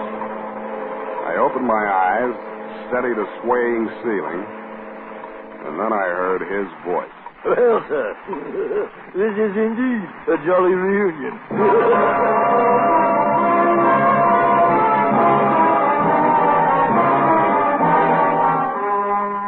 It couldn't be, but it was. Casper Gutman, the fat man of the Maltese Falcon caper. Looking at the unholy trio there in the room, Joel Cairo, the little Levantine, still as oily and smiling as ever and still fragrant. Marvin, a sullen, white-faced, hollow-eyed youth as near Wilmer's double as anyone will ever see. And Gutman, spruce as ever in his black cutaway coat, black vest, and gray striped trousers. You'd have thought nothing had happened since then. Not even the war. The grayness at Cairo's temples only made his baby face look more babyish. And about Gutman, nothing was different except his watch chain. A curious jewel-encrusted ornament dangled from it, shaped like a claw. You seem surprised to see me, sir. And no wonder. It's always disconcerting to encounter a ghost, especially such a substantial ghost. A lot of water has gone under the bridge since last we met, eh? Under the bridge? Yes, which brings us to the subject at hand, the bridge. My head aches. What about the bridge? First, we'll talk of it. After all, this is quite an occasion, sir. Reunion of old friends, eh, Mr. Spade? Yeah. Tell me, did you ever find the Falcon? If you'll excuse the expression. Your eyes are resting on all that remains of that fabulous bird, sir. Yes, that trinket on his watch chain. All that remains of the Maltese Falcon. To mark you, sir, what part of it survived. The claw. You believe in omens? Right now, I'm ready to believe almost anything. Indeed, sir. Well, no need for dissembling. We're old and wise, I trust, in the days of the Falcon. Suffice it to say, the unsavory and bloated object which the police dredged up from San Francisco Bay and identified as myself was some other poor soul. Wilma, I am happy to say, remembered the debt of gratitude he owed me, and at the last moment agreed to be a party to the very necessary little deception. That is, since they had him cold, as you detectives say, for the other killings, he might as well confess to murdering me. He did so in exchange for my agreement to take care of his family in a financial way. An investment, by the way, which has paid rich dividends. How's that? Oh, indeed. Oh, well, thanks to it, I now have Marvin, Wilma's younger brother. I thought I noticed a family resemblance. Shut up! Oh, yes, poor Wilma. He was like a son to me, like a son. Well, it didn't stop you from making him a patsy. I detest killing Mr. Spade. I cautioned Wilma time and again. He was so headstrong. A mere boy. You better caution this spunk or he won't last to take any raps for you. Break his head, Marvin. That dirty shamus lays another hand on me. No, Marvin. You'll take Marvin in the other room. Explain to him that Mr. Spade and I are very old friends. Hesper knows best, Marvin. Come with and now, no nonsense, you two now. I'll kill him. Marvin, Hesper will be angry. Oh, dear. Hot-headed. Runs in that family. Yeah. Well, let's have it, Gutman. What are you after this time? My dear boy, you misjudge me. It's true I had Marvin check up on you, but only because of your association with Miss Laverne. No matter now. I'm weary of the chase. All the way from Kandi, What did the girl tell you? She asked me to find her brother, a dentist named Laverne. You believed her story? No. Most unscrupulous woman. No veracity, no regard for truth whatsoever. A true motive? Merely to make trouble for me and my friends because of her association with Kemidov. Aye, the Russian's hand again, Mr. Spade. Kemidov. Did I ever meet Kemidov? You'd hardly forget if you had. In short, here is my proposition. Another $1,000, coin of the realm, sir, for which you will refund whatever money Miss Laverne gave you and send her packing. The bidding starts at $10,000. Ooh. You drive a hard bargain, Mr. Spade. Very well. I'll meet your turn. I told you the bidding starts there. And where does it stop? Half or whatever the caper nets you. I deliver Julius, you do the rest. Well, between you and me, Mr. Spade, I'm not as affluent as I once was. The Falcon pretty well wiped me out financially. Considering the time and money I've already invested in trying to track down the weasel Julius. What's in Julius's bridge worth? And if I don't choose to tell you? Then it's no dice. Think it over, Gutman. Either I'm in all the way for half, or I deliver Julius to the other outfit. And that is your final dictum, sir? Take it or leave it. Either you're in or you're out. Good night, Mr. Spade. I trust you will call me on the telephone when you reach your diggings and tell me that you've changed your mind. No hard feelings. The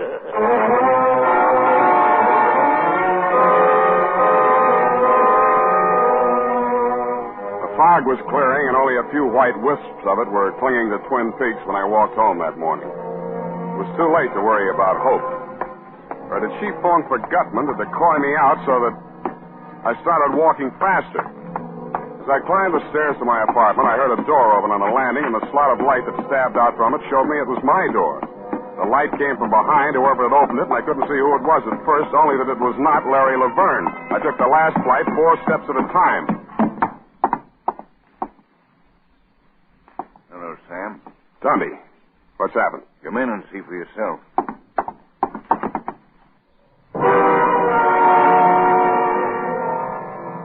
Well, I saw for myself, I wish somebody else had seen for me.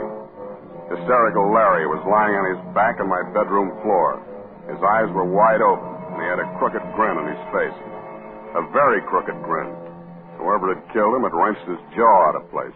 I'm not saying you killed him, Sam. I'm only asking you who did. Don't be a child, Dundee. Why was he killed? No statement. What was he doing here? Who is he? The name he gave was Laverne. I let him flop here because he's afraid to go home. Afraid of who? A man named Casper Gutman. What? Yeah, Gutman. Quit stalling, Sam. Gutman's dead and you know it. You bury him, Dundee? Well, I believe you mean it. Where Gutman's concerned, it doesn't pay to kid around. What's he after now? The bridge work out of a man's mouth. The man's name is Julius. What's in this Julius bridge work? Maltese Falcon? Something like that. I'm sorry, Sam. It's not good enough. I'll have to take you in.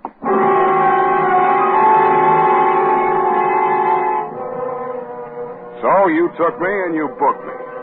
Bail was set at $20,000. You saw to that. You figured there's only one operator who'd put up that kind of money to spring me, and that's Casper Gutman. I hope you're right. Period. And the first part, at least, of sob story. But Sam, what is in Herman Julius's bridge work? Laverne told me it was a tooth Gutman stole out of a skeleton in an old Portuguese catacomb. What's so valuable about that? I don't know. Could be a jewel inside of it? No, it's not Gutman's kind of game. Besides, the thing that made poor Laverne blow his top in that newsreel theater was something more like an elephant tusk. Oh. Where's that encyclopedia? Did you bring it? Oh, yes, I did, Sam. Yes, I did. Wasn't I smart? Look it up. Look what up? Candy with a K. Oh. K, car, can. Oh, here it is. Candy. Hey, nothing. City. Capital of Central Province of Ceylon, located near the center of the island north. Spare me the geography. Well, the railroad from Colombo. Noted for its waterfalls and stuff. Yeah. The city surrounds an artificial lake and is sacred to Buddhists for its temple of Maligawa, which enshrines the tooth of Buddha brought, according to legend... What? Let me see that. Well? Let me see. It's sacred to Buddhists for its temple of Maligawa, which enshrines it. Effie. What's the matter, Sam? The tooth of Buddha. Sam, you don't think that's what's in Herman Julius's bridge work? If it was, Gutman would be after him. But how did he get to Portugal? If it did, Gutman's the man that could track it down. Sam, you sure of that? No, Angel. No. The only thing I am sure of is this. When the Maltese Falcon laid an egg, it hatched a flock of vultures, and they're all circling right around my head. Well, cheer up, Sam. You won't be in jail long. I'll bring you a cake with a file in it. Angel. No, devil's food.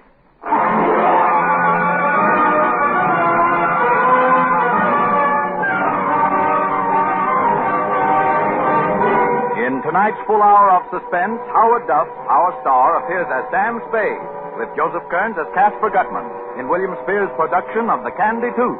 Tonight's study in suspense.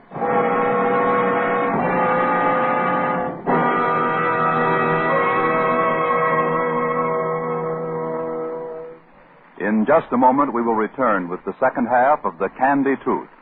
This is CBS, the Columbia Broadcasting System.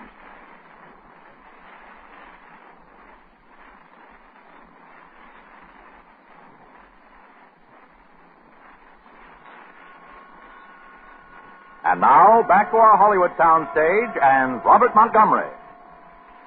At the point at which we interrupted Sam Spade's narrative just now, things were at a pretty pass. A pretty pass, indeed. A pretty pass. Sam wound up with the body of the dentist, Larry Laverne, in his apartment. The girl, Hope, waiting for him in the bus station. Casper Gutman, the fat man, waiting for an answer to his ultimatum that Spade produce the tooth or else. Me in city prison under $20,000 bail, and the fabulous Kandi Tooth still chumping on two-bit hamburgers in the bridge work of a very elusive man named Herman Julius. Yes. And? Well, after I dictated my report to Effie on what had happened until then, she left, and I laid down to think. Lieutenant Dundee and I had agreed that I should spend the night in the pokey. He figured that the 20G bail would draw only one man to put up that much moolah to spring me, Casper Gutman. Along about 9 in the a.m., the turnkey unlocked the door of my cell. I followed him out to the desk. The $20,000 were there, but no sign of benefactor, benefactress, or Samaritan of any type. The bond was in my name. I signed my release and walked out. Across the street was parked a long black limousine with the curtains drawn. I started for it when a voice at my elbow checked me. Senor Spade. Si. I'm Don Constantino de Braganza. It's I who have put up the $20,000. Is that so? Well, thank you. Now, why? I desire a service. My card, senor. Don Constantino. Wait a minute. Yes, you seem to know the name. Eh? Yeah. For a guy who's been dead 500 years, you don't look too bad. Oh, thank you. You are referring, of course, to my illustrious ancestor, Don Constantino, the first Portuguese viceroy of India, who indeed had been dead since the 16th century. It's on his behalf I speak to you now. What can I do for him? Restored the tooth which was wrenched from his skull by a pack of unspeakable ghouls who violated his tomb in Lisboa. You think they're in San Francisco? Let us not be naive, senor. The contemptible little dentist, Laverne, was killed in your apartment. Therefore, you must know the whereabouts of the other ghouls. I know so many ghouls, senor. You'll have to be more specific. I refer to a fat pig named C. Gutman and an odorous little camel named J. Cairo, and most especially to a woman of the female sex by name H. Laverne. You want them or the tooth? Both. Not one without the other. No, it'll take a little time. They haven't got the tooth. You know where it is? In the bridge work of a man named Julius. Oh. That then explains the dentist and the diabolical manner which they employed in smuggling the tooth out of Lisboa. Now, you go on home and you stay there until I call you, huh? Senor, I respect your judgment. Thank you. You will find me at the Hotel San Rafael, and for the retainer, you may consider the $20,000 bond as due. Wow. Adios, senor. Adios. Be careful crossing streets. Adios. Adios. Adios. Adios, Don Constantino. Adios. Yeah, adios. Adios. Adios. Yes. Spade. Sam. Get in. You, got a hack license, Miss Laverne? Oh, please don't, Sam. I know this car's ridiculous, but I don't dare use taxis if he's seen on the street. What did that man tell you? What happened last night when you called me from the bus station in such a panic? Why didn't you come? I went to see the fat man. You saw Gutman? Did he mention me? You didn't make that call last night to get me out of the apartment so that somebody could get in and kill Laverne. Oh, Sam. Then why did you call? Because I found Herman Julius. And I'm driving you there now. We didn't do any talking after that. She sat very close to me. There was plenty to talk about, but we didn't do any talking after that. I was vaguely aware that we were driving across to Oakland, and a few minutes later we pulled up in front of an apartment building. We took the elevator up to the 9th floor. This is it, Sam. 9B.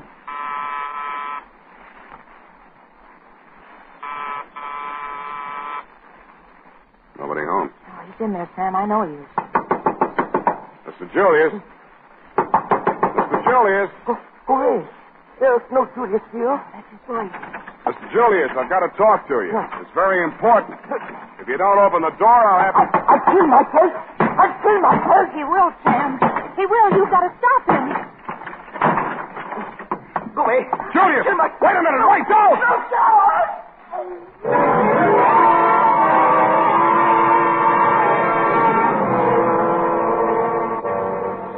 It was the 9th floor he started from. Poor, frightened little Herman Julius was dead on arrival. By the time we made it downstairs, the street was flooded with cops.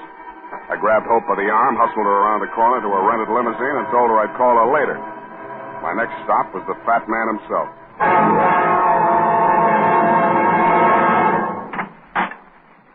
Well, sir, so you reconsidered. You found Julius. I know where he is. And your terms, sir. What are your terms? $100,000, cash on the line. Oh, out of the question, Mr. Spade. No cash, no tooth. You found another buyer? Yeah. A man named Constantino de Braganza says the tooth belongs in the head of his ancestor by a previous marriage. Oh, acquaintances are very droll. And what else did he say to you? That he'd double any bid that you made on the tooth. My dear fellow, have you any inkling, any remote idea of the value of that tooth? No? Well, I'll tell you, sir. But let me warn you, if I tell you, and you do not then produce the tooth... Yeah, let's get on with it, Gutman. Yes. Well, sit down, sir. How much do you know of the 16th century history of the Orient? Well, enough to fill that tooth with. Capital joke, sir. I shall give you a little more. Enough, say, to fill an elephant tusk. I'm listening. Well, sir, when the Portuguese invaded India in the 16th century and established the city of Goa, there were three main empires in the order, namely China, India, and Burma. And the rulers of all three empires sought to rule the world. Now, legend has it that in order to become lord of the world, a monarch had first to be the possessor of 7 gems. That's gems spelled with a J, sir. Yes, gems. This is no fantasy, I'm telling you, Mr. Spade. This is actual history. 7 gems. And what were those 7 gems? You tell me. The first 6 do not concern us, Mr. Spade. A golden wheel, a white elephant, all easy to come by for an Oriental monarch.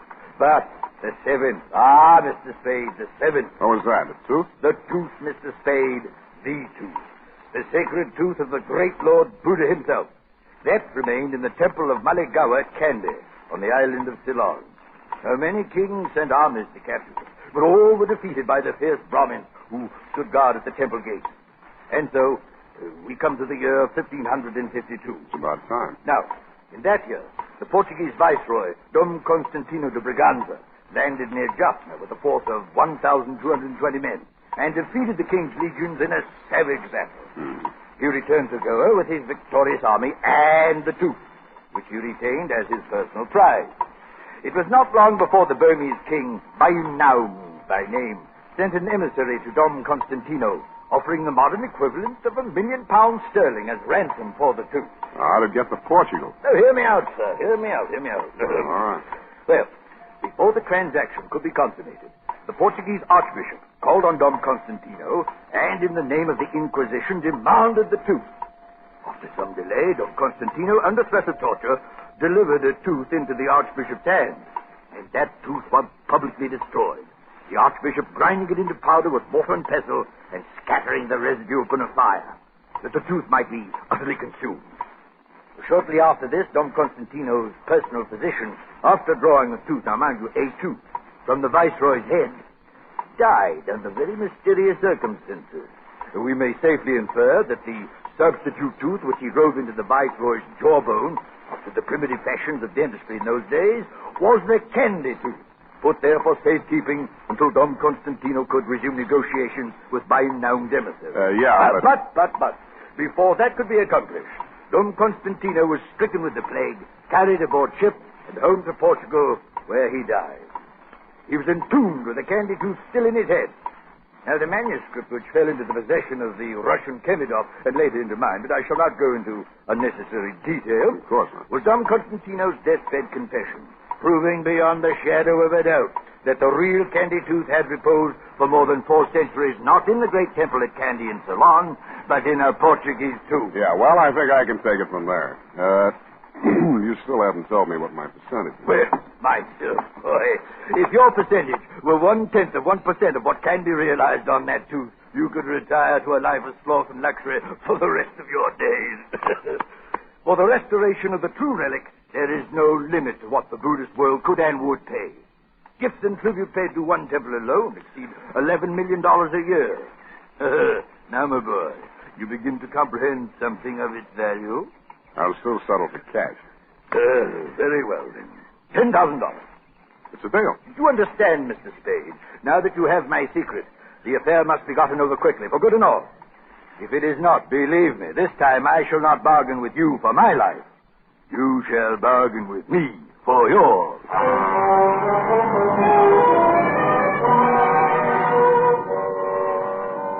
After I left Gutman, I called you, Dundee, and found out by a clever ruse where Herman Julius's body had been sent. You told me. Then I hustled on over to the mortuary. As I walked in, a hushed young man wearing a hushed cutaway and a hushed expression greeted me. Good evening, sir. I'm Converse Etheridge. Can I be of service? Thank you. I've come to pay my last respects to an old friend. Can I be alone with him for a few minutes? His name? Julius. Herman Julius? Oh, yes. His widow is here, sir. Mrs. Julius. His widow, huh? Yes, she's inconsolable. Perhaps, as a dear friend of the departed, you might give her words of comfort. Please go in. Thank you. A little woman in black was sobbing quietly to herself. She turned around when she heard me come in. Her eyes lit up with hatred, and suddenly she grabbed something from her pocketbook and held it at me. It was a .45, and her hand was shaking. Yeah, this time I will do it. Always before I didn't have the heart. Always hating bloodshed. But this time, yeah, this time. Nick, Frau Julius, it's Freund. You are not one of them. No, I'm a detective. I want to punish the people responsible for your husband's death. Yeah, I believe you. This gun, I was going to follow poor Herman. There didn't seem to be any reason for going on. Tell me something about yourself and your husband, Mrs. Julius. It's an old story now. Years of separation in different concentration camps. Bribery. Then my children and I, we were finally released. Came to this country. After 2 years, Herman wrote us from Lisbon. We knew soon he would be with us. But even though the war was finished, they had lost. Still they went after Herman Julius. He knew the Nazis were behind him all the time. And even here, in this country, he did not dare come to me. Mrs. Julius, you see, those people that followed your husband this time weren't Nazis. They weren't even after him. They were after something he was carrying. In Lisbon, didn't he go to a dentist named Laverne? Yeah. And didn't Laverne put an odd-shaped tooth, kind of yellow, into his bridge work? Yeah. So he smuggled the Kandi Tooth out of Portugal, and he never even knew it. Oh, well, it does not matter now. Oh, Herman is dead. Surely they will leave his poor broken body in peace. I doubt it very much, Mrs. Julius. No, surely they will. That's why I want to make a request of you. You see, others have died besides your husband because of this thing. More will die unless you do as I ask you. Oh, to stop terror. Any terror. I will do anything, Mr. Spade. Anything you say.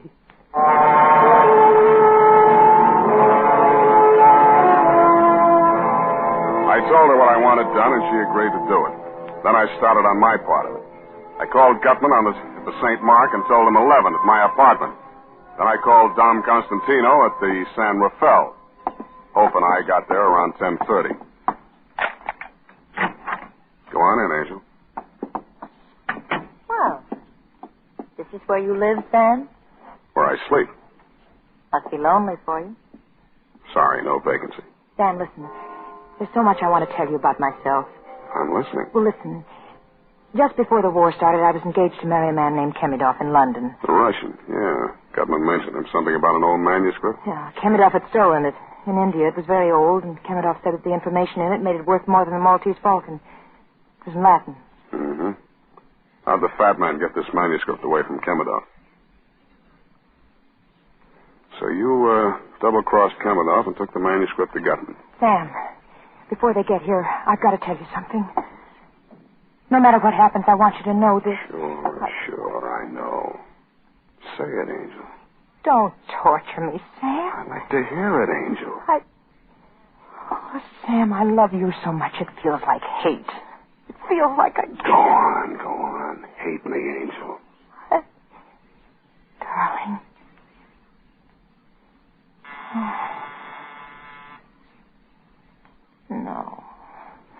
No, don't answer it, Sam. Relax, Angel.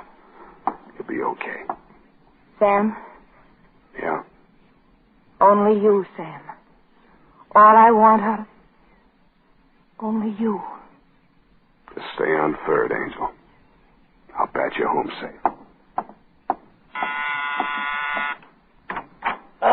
You see, sir, I'm a punctual man. Come on in, Gutman. Look, the same apartment, the same colors, everything the same. Yeah, the same rat race, Cairo. Hello, Marvin. Killed anybody since lunch? You want me to give it to you, Sherman? Oh, please, Marvin. No unpleasant talk. Mr. Gutman, please tell Marvin. In here, gentlemen. Yes, Marvin. Mr. Spade, I'm sure, regrets the unfortunate. Well, and what have we here? You all know the lady? You see, Mr. Gutman, I told you. Now he's dealing with her. Oh, this is... Shut up, you hear me? Shut up. Don't talk like that. I'm jumpy. I don't feel good. I don't know why. You shut up, too. Always fighting, violence, unpleasantness. I'm getting too old for this. Now, Mr. Spade, to the business at hand. You have the truth. I want some answers first. Did you have our dentist friend Laverne killed? No. Did Marvin kill Laverne? No. Cairo? No. Nobody killed Laverne. He died of old age. Have you asked the little lady there? Sam. I gotta ask you, baby. Oh, Sam, how could Answer me. No, Sam, you know I didn't. Well, it doesn't matter. I got my pigeon picked to take the fall. I don't feel so good. Now, Marvin, retain yourself. No violence. Well, sir. That's it. Sit still. I have a package from the Avalon mortuary for Mr. Spade. Oh, hello, sir. Yeah, let's have it. Mrs. Julius said to tell you... Yeah, thanks. Well, Gutman, this is it. This little package. The Kandi Tooth. The tooth, at last. Give it me, sir. Give it me. Oh, Mr. Gutman, it's all over. We've got it. We have. Come, sir. No more teasing. Put those fat lunch hooks down before I chop them off. I rather thought this wasn't all. What now, sir? I told you there was another bidder. And here he is. I would advise you not to reach for your gun, Mr. Spade. You're pointing that gun at the wrong belly. The fat man's inside. Mr. Gutman, Mr. Cairo, Dom Constantino de Berganza of Portugal. Portugal, indeed. It's the Russian. Kemidov. Do not be so formal, Hope, my darling. You may call me Sergei Ivanovich. All right, let's get off the Kopeck. We're all here. You see, Mr. Spade, you are an unmitigated cad, sir. You all along this man was an imposter. That was the name he gave me. Well, what matter? There's enough for all. Watch yourself, Mujik. Mr. Spade, you'll please give me that package. Now, Marvin, now! They both had their guns into each other at once, practically. Kamedov fired first, but Marvin didn't fall. He spit out his chewing gum, then he squeezed the trigger of his .45. They both looked more surprised than anything else, but they were both very dead before they fell down. Marvin, dead. As dead as Kamedov. Oh, well, it was worth it. You know, of course, it was he who killed Laverne. I told you I had my pigeon picked for the fall. By gad, man, you are a winner. Poor Marvin. He looks so dead. You can have the package now. Oh, yes. The truth, sir. He seized the package with his fat little fingers. They were trembling so he could hardly undo the strings. He tore the outer wrappings, exposed a small metal jar. He looked at me and wrenched the lid off it. He dumped the contents onto the table. The truth, what is it? There's nothing here but ashes. Ashes, sir, ashes. That's it, Gutman, ashes. The tooth is there, along with the rest of Herman Julius. He was cremated this afternoon. Cremated? The truth, it was cremated. No, it cannot be, no. But it is the truth. Oh, you idiot. Again you are the idiot. Why do I stay with him? Why? Well, come, Joe. Shall we stand here weeping and bemoaning a curious quirk of fate? Or shall we defy all fates? Were we not well underway to finding the Romanov scepter when this charming lady detoured us with her romantic notions? Come. What say you, Joel, eh? You mean we yes, go to... Yes, Joel, to Samark. Mr. Gutman, do not say it. He is listening. Yes, a wise precaution. Then we go, eh? Yes, Mr. Gutman, yes, we go. Adieu, Mr. Spade. Oh, sound. It's like the stage of the old Vic at the final curtain of Hamlet. Alas, poor Marvin, I knew him well. Oh, well, many slipped twixt the cup and the tooth.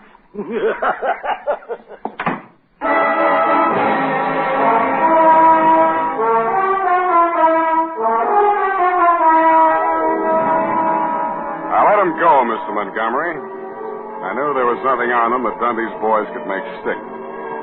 I thought twice before I let Dundee take Hope Laverne, but we both agreed it was a smart thing to do. And what do you suppose Effie said when I said, period, end of report?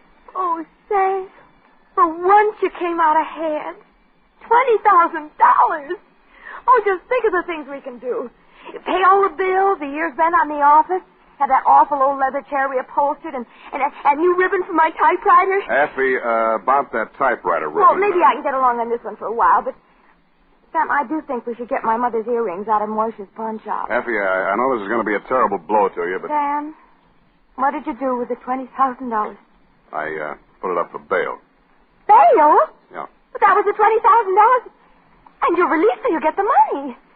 It's very simple, Sam. You just go down and ask them for it. Effie, you see, you don't understand these things. Now, bail is a very complex legal technicality. You see, you put up a bond, and then you... Sam, how much was the bail for Hope Laverne?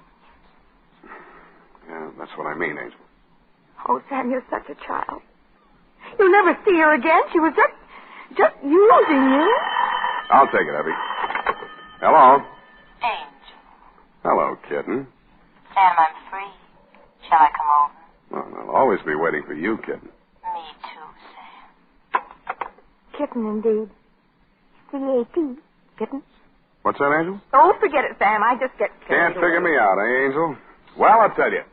I've lived without faith, and I lived without charity, but I've just got to have... God, here's what I say. Oh, good night, Sam. Good night, sweetheart.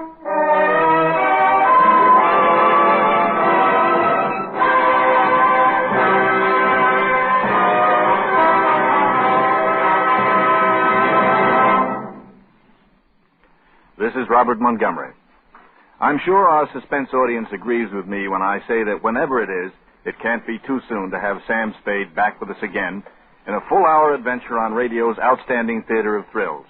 Incidentally, our producer, editor, director on these weekly full hours of suspense, Bill Spear, joins hands with Dashiell Hammett to bring you the adventures of Sam Spade each Sunday night on this network.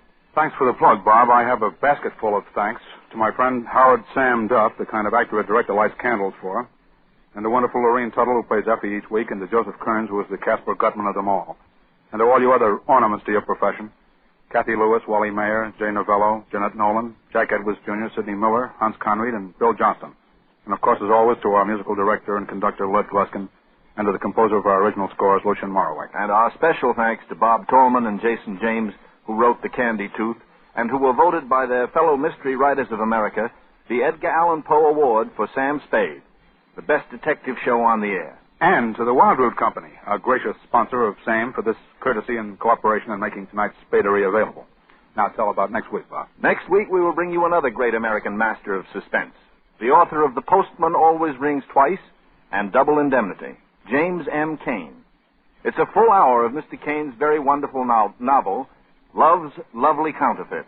This is Robert Montgomery, who will welcome you once again next week to radio's outstanding theater of thrills, Suspense. Don't forget, next week at this same time, a full hour of Suspense. This is CBS, the Columbia Broadcasting System.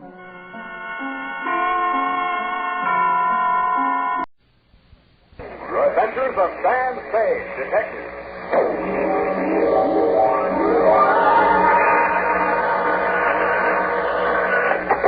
Sam Spade, Detective Agency. Spade, sweetheart. Oh, hello, Sam. What are you doing? Having breakfast, Effie. Breakfast? But it's 7:30 in the p.m. Well, it's a topsy-turvy world, sweetheart. What was the problem, Sam? Oh, a gold key to the door of her apartment. She gets to figure out what it unlocks. Very complex case, Effie. Greed, passion, twisted ambition, hate, love, vengeance, and murder. The whole gamut. It was ghastly every now and then. Well, Sam, maybe we ought to put off the report for morning when you're feeling fresher. Oh, it's very considerate of you, sweetheart, but I'd like to get it off my chest now tonight.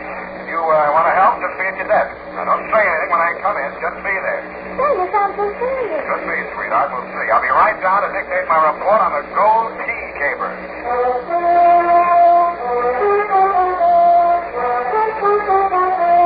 Now, with Howard Duff starring as Spade, Wildroot brings to the air the greatest private detective of them all in The Adventures of Sam Spade.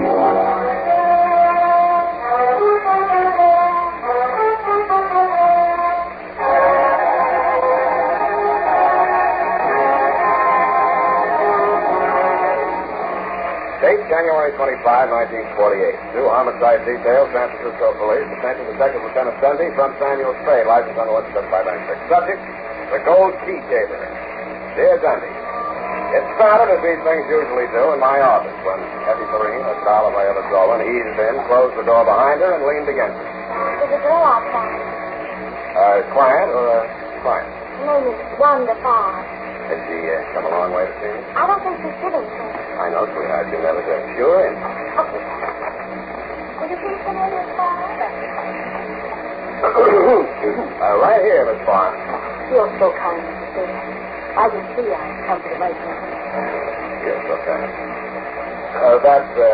That'll be all, Mr. Now then, what can I do for you, Miss Farr? Well, I haven't a great deal of money. I've brought a little cash with me. Would 300 be enough for you? I won't haggle with you, Miss Farr. Thanks. Now, what's the story that goes with it? How much do you know about a man named Dundee? About as much as the police know. You know more? I'm afraid I don't even know that much. I didn't even know what he was until one evening 3 years ago. That was the last time I saw him. The police came in and I was deeply shocked. But I felt I could stand by him. As I remember, the rap was 3 to 5 years breaking and entering. Yes, I promised to wait for him. You couldn't quite make it. Well, in a way, you're perfectly right. When I heard he was coming out of prison, well, I just can't think. As you thought of leaving town? Oh, it wouldn't make any difference. He'd find me wherever I went. Can't say that I blame him. What's so funny? You're afraid of me, are you? No, not dangerous. Not yet. Are you always there? So never. That's a fence. Oh. Yeah. So how many other chaps have handled like this county for thieves, and how many other chaps have helped you get out from under? Really? There must be some other type of detective. Okay, here's your money. Well, I won't go. You can't turn me away like this. After all those things I told you. Something. You haven't any right to... When I put my trust in you... That's a lousy act, too. Sit down. Now, let's have it. What do you want me to do? Well, he's arriving in San Francisco this afternoon. He'll come to my office with me. He said he would. I haven't been seeing him or even answering his letters. That by itself is enough to make him kill him. Oh, you knew, Johnny. Well, I don't. You said you didn't until the cops came in. But I didn't. I didn't know he was in the bar. I just thought he was a gambler like anybody. And then about his life. Whenever he was angry, just go crazy. I wanted to see him long before they set him up out of the place. Then I was going to write and then tell him in prison. But then I was afraid he'd break out and make things worse for himself. But now... Now you really got to think. Yes, but I can't. I'm afraid. And you want me to hold a gun on him while you get in the air? Oh, you say it like that. Listen to me. But I just can't go back there. I can't. I just knew that you were sorry and frustrated. And I feel safe. For how long? Look. Look, let's say something to after dinner, shall we? I was wrong. You're not afraid. You're not afraid of anything. What's the address? 1234 Van Ness, apartment 21. What time do you do it? If don't get dinner, I'll see you. I'll be there at quarter. I'll budget 4 times. Long, short, long, short. No. No, don't use that. I don't want to make a mistake. Here. Take this. Set yourself in. Gold key to Johnny. Forever. Don't worry, Angel. Don't worry. You can put a new name on there. This was not engraved very deep.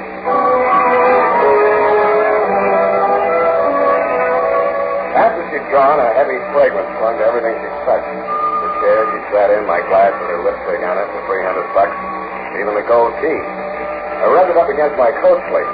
The name didn't come off. It only shone brighter. I threw it across the room just to see if it would bounce. It did. And when I walked over to pick it up, there were 2 keys, or at least 1.5. The gold shank had been hollowed out, and the key that fitted inside it was wrong again, Dundee. Not a glass key, a brass key with a number on it, 322, nothing else. I wondered if Johnny the thief had been living a double life, or at least 1.5. I was still wondering when I slipped the brass key back into its hiding place and used the gold one to unlock the door of Wanda's apartment. The room was full of her perfume, but she wasn't there. Johnny Batiste was. He was cleaning the prison dirt out of his fingernails with a shiny new spring blade knife. Yeah, key. What for? You're in. What's Wanda? She changed her mind. She don't want to see you. Who changed it for? I did.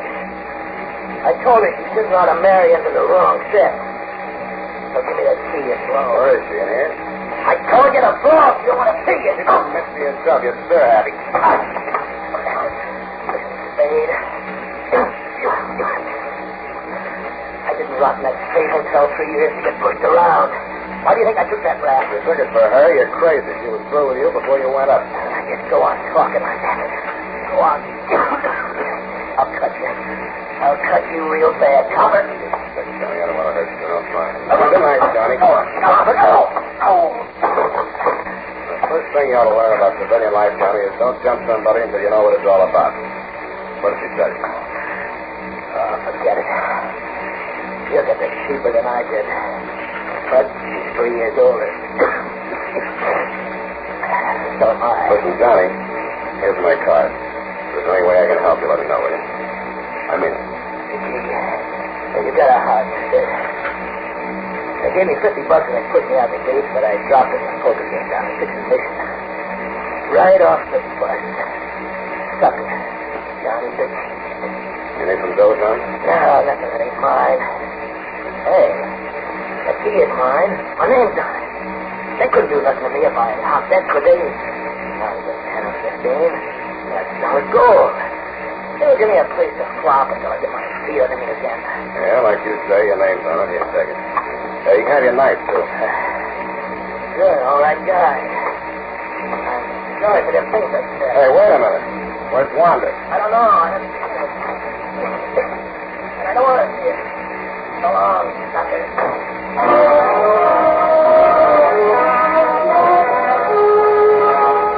I went to the window and watched him leave the building.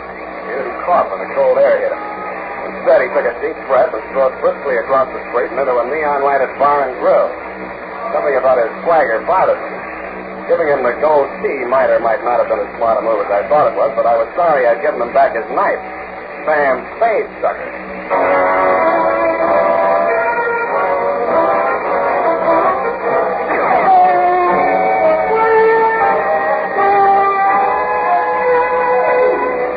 About here, Dundee, I decided to start acting like a detective for a change. I took a chance on Johnny DePeach being thirsty enough after 3 years to keep his elbow crooked at the bar long enough for me to frisk Wanda's apartment. I didn't think I'd find her body there, but I did. I deduced that it was in the clothes closet from the feeble cries and puffings I heard as I walked into the bedroom.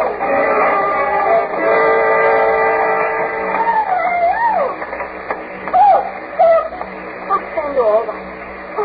Oh, I've never forgiven myself for anything that happened to you. What happened to you, Amy? Where did you go? Where were you, Sam?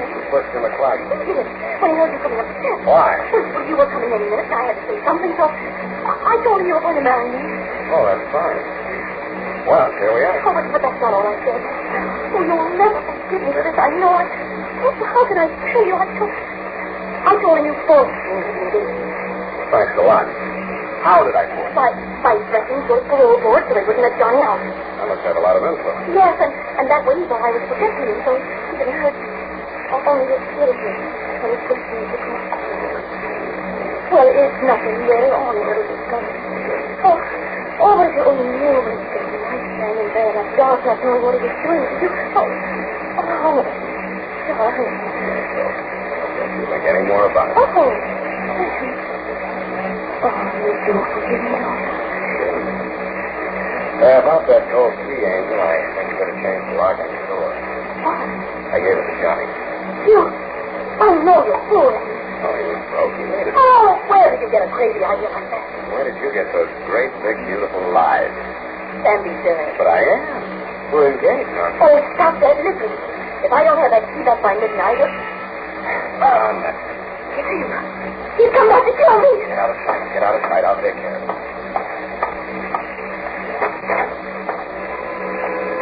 There were two of them. Neither one was Johnny DePeach. They brushed past me and entered the room without a word and stood there with their faces hanging out. While we were giving each other the silent treatment, I sized them up. The larger size I recognized from newspaper pictures. He was a big sand and gravel man, and rumor had it that a stretch of paving outside the town contained the bodies of 18 other sand and gravel men who had bid against them for the contract and stumbled into a rock crusher. Name, Mike Malloy. The musician with him put his viola case down on the sofa and opened it up. No. This is the man, Nathan. What's that what he's doing here? Why don't you sit down and finish that comic book I bought for you? Okay, rock crusher. Miss Spade, I told Miss Farr to hire you. Met Miss Little? Not yet. Good. I brought along my bodyguard here just in case. Where is Miss Farr? I sent her to the movie. Why, of course. You see Johnny Batiste? Yeah, he dropped in. He didn't make any trouble? No. Was he supposed to? There's no point in our talking in circles, Miss Spade. Johnny Batiste used to work for me. Neighbor was here with one of his men. What's his name? Things have changed. Johnny isn't the man he used to be. But I've always taken care of those certainly loyally. I thought we weren't talking in circles. Believe me, Mr. Spade, I openly want to save Johnny from himself. Is he threatening to jump into one of your rock sections? What's that, boy? He's got a sense of humor. I'm sorry I pay his fee.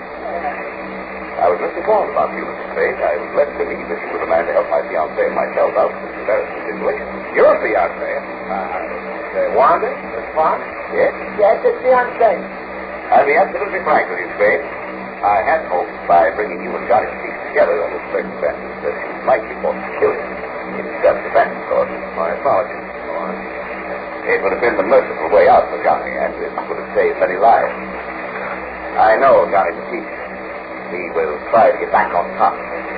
He'll stop at nothing.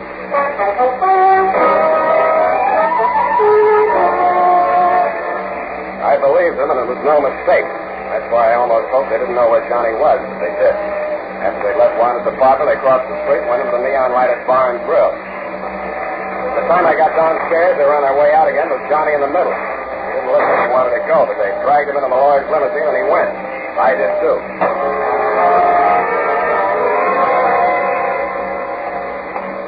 The trail ended on the Embarcadero at the Harbor View Hotel. By the time I got into the lobby, Johnny and his two guards had disappeared up a ratty-looking flight of stairs. I started up after them, but then I stopped cold. When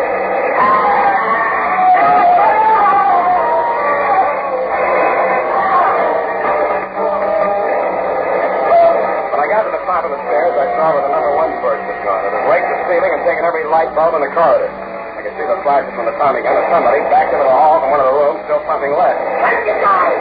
Hurry up and die! I'm gonna get out of here! Hey, who's that? He either saw or heard me. I flopped down on my belly and tried to work my way into the 10th of an inch nap on the crummy carpet. I made like I'd been hit, but I couldn't quite manage the death rattle. When I heard the gunman run down the hall toward the rear of the building, I rose courageously to my hands and knees and crawled the rest of the way down the corridor and looked into the smoke-filled room. The air tasted like burned powder, but it smelled like blood. I swallowed my insides and went in. There were 8 of them. I'll spare you the details, Sunday. You saw them after they were cleaned up. I needed some fresh air, and I needed it quick.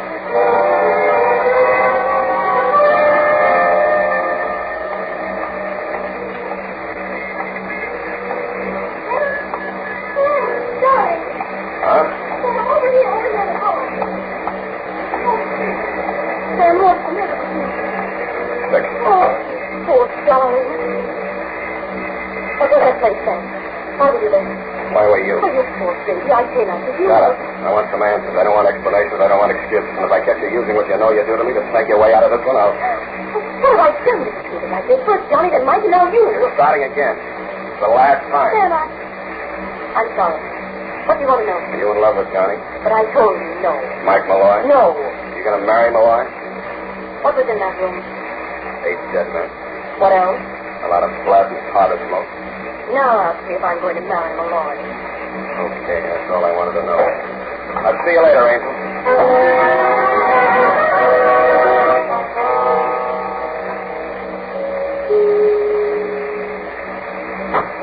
Oh, say, I'm just leaving. Come back later. You're not leaving, and I'm not coming back later. Get back in the room. Now, listen here, Spade. I hired you as a bodyguard for my fiancée, Miss Farr. What do you come off pushing your way in here with a gun like this? I can have your license revoked so fast to make your head swell. Help yourself. I'm a little sick of this business. Spade, I warn you, stay out of this. What's that? You know Johnny Batiste.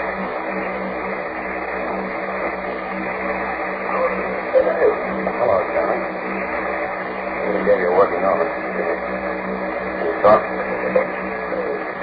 What's this for, Lord? Johnny. All right, I will. You move over here where I can watch you. Keep your hands behind your neck. Relax. This is going to cost you more than your life. Shut up! Now, Johnny, listen to me. This is important. Move your right hand to yes. You framed yourself in the breaking and entry wrap to cool off from a big one, right? Okay, that's it, Johnny. Murder? No. Robbery? Mm-hmm. How big? 5,000? 50? 500,000. That payroll job. Bakersfield, December 1944. That right, Johnny? How do I go through with this farce? I could give it to you. Do you think it'll do you any good? I promise you it won't. Johnny got himself set up on that 3 to 5 year rap, partly for the reason you say, and partly because he didn't want to deal with the rest of the boys. He cooked up this transfer scheme of his, this gold key, that hotel room to throw us off the track. They could think the loot was hidden there. Sure it isn't. Positive. I bought that hotel and ripped it to pieces, room by room. So you cooked up a couple of pretty crude schemes of your own to sweat it out of Johnny. First you thought you could goad him into killing me. When that didn't work, you had your boy Naples knock off the opposition boys into the peace mob so you could hold a whole massacre over his head. Who do you think you could settle that? I think I'll start with you. Save your laugh until you feel better, Johnny. Don't get chummy. Yeah, I know it's me. I'll talk to him in the other room.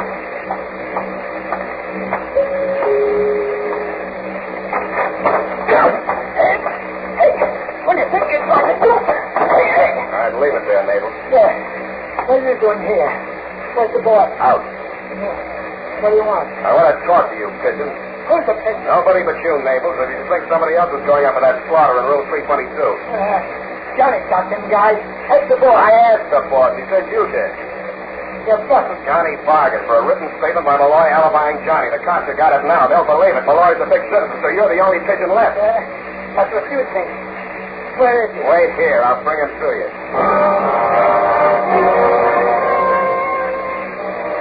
I left Naples standing there in the vestibule waiting for Malloy. Then I hoisted Johnny out of my back and left Malloy waiting for Naples. He went out the back way. I rang for the freight elevator and watched the floor indicator moving around. I believe it was between 6 and 7 when I heard a familiar sound from the Malloy apartment.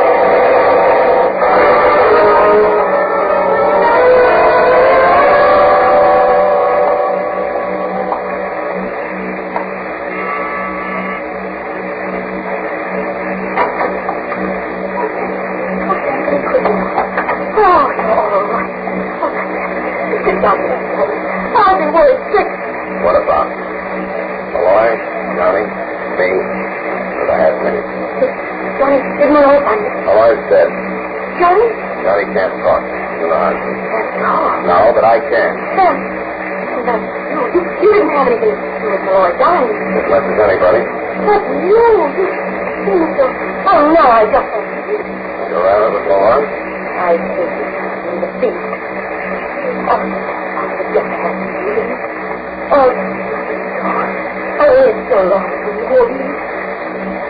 Johnny, I think of all you've been through for me. I wonder if I was. I wonder. But you and everything, and the money, too. Oh, I've never dreamed that being able to happen like this. It's just too good to be true. Yeah, you're so right, sweetheart. You're so exactly right.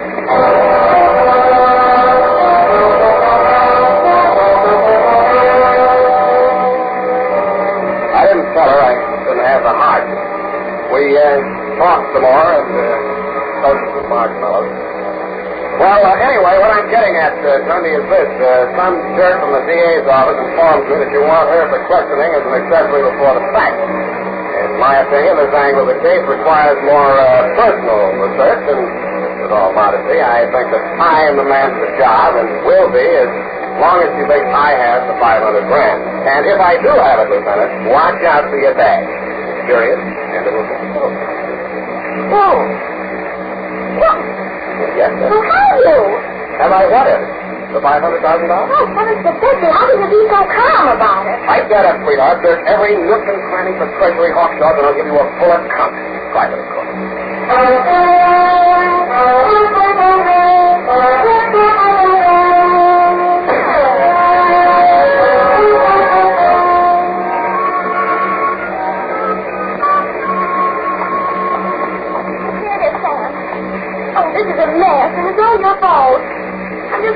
Miller is worrying about that money.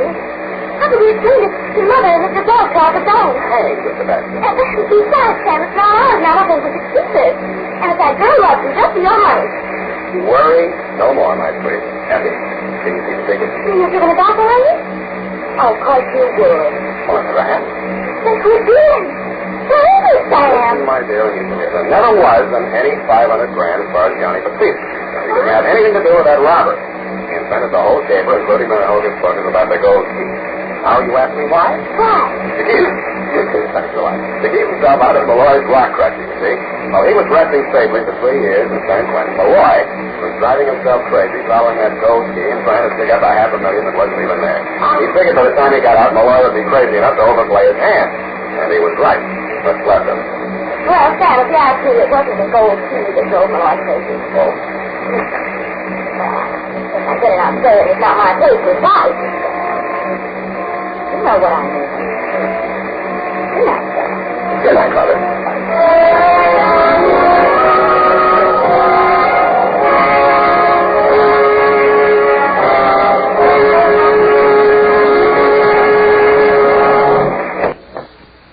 The Adventures of Sam Spade, Detective. Brought to you by Wild Root Cream Oil Hair Tonic, the non-alcoholic hair tonic that contains lanolin. Wild Root Cream Oil. Again and again, the choice of men who put good grooming first. Sam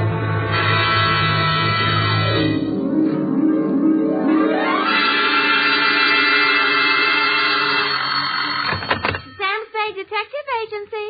It's me, sweetheart. Risen from not one, but 2 deathbeds. Oh, Sam, I bet not. You wouldn't take that lying down. Oh, Effie, you made a joke. Well, you did first, Sam. I did not. Oh, you mean you actually Now, don't pin me down. Anyway, I was present at 2 dying declarations. Would you believe, Effie, that a man could say something that wasn't true at a time like that? Oh, no. You mean a man would be lying on his deathbed? Oh, Effie, you made a joke. Oh, Sam, now stop it. I don't know It's what you all mean. right, Effie. I forgive you. You can atone by telling me how wonderful you think I am. I think you're... That you may do when I arrive in a trice to dictate my report on the deathbed caper.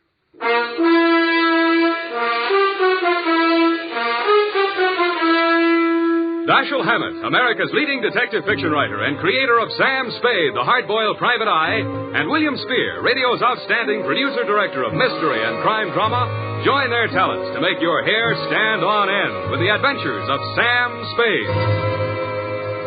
Presented by the makers of Wild Root Cream Oil for the hair. Tell me, mister, how many times a day do you have to comb your hair? Not many, I'll bet, if you groom it right, first thing every morning with Wild Root Cream Oil. For this famous hair tonic grooms your hair neatly and naturally and helps it to stay that way throughout the day. Wild Root Cream Oil also relieves dryness and removes loose dandruff. With Wild Root Cream Oil, you don't have to keep combing your hair every 2 minutes. That is, unless your gal can't resist running her hands through it. Get Wild Root Cream Oil Hair Tonic. Again and again, the choice of men who put good grooming first. And now, with Howard Duff starring as Spade, Wild Root brings to the air the greatest private detective of them all in the adventures of Sam Spade.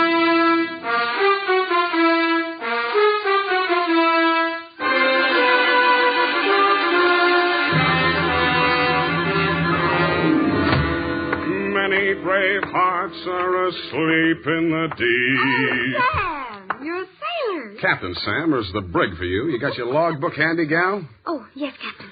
So beware. Yes, that's awful deep.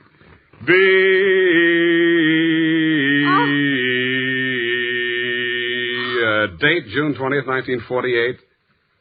Where? Oh, Sam. I have no shame. To Marin County Sheriff's Office, San Rafael, California. Attention, Deputy Woodington from Samuel Spade, license number 137-596. Subject, the deathbed caper. Dear Bill, the dawn came up like thunder out of Chinatown across the bay. In San Francisco, all we could see was fog. But on your side, it must have lifted briefly because somebody named Dan Starbuck managed to find his way to a phone booth, call me, and ask me to meet him at the 3rd Street Pier in Sausalito.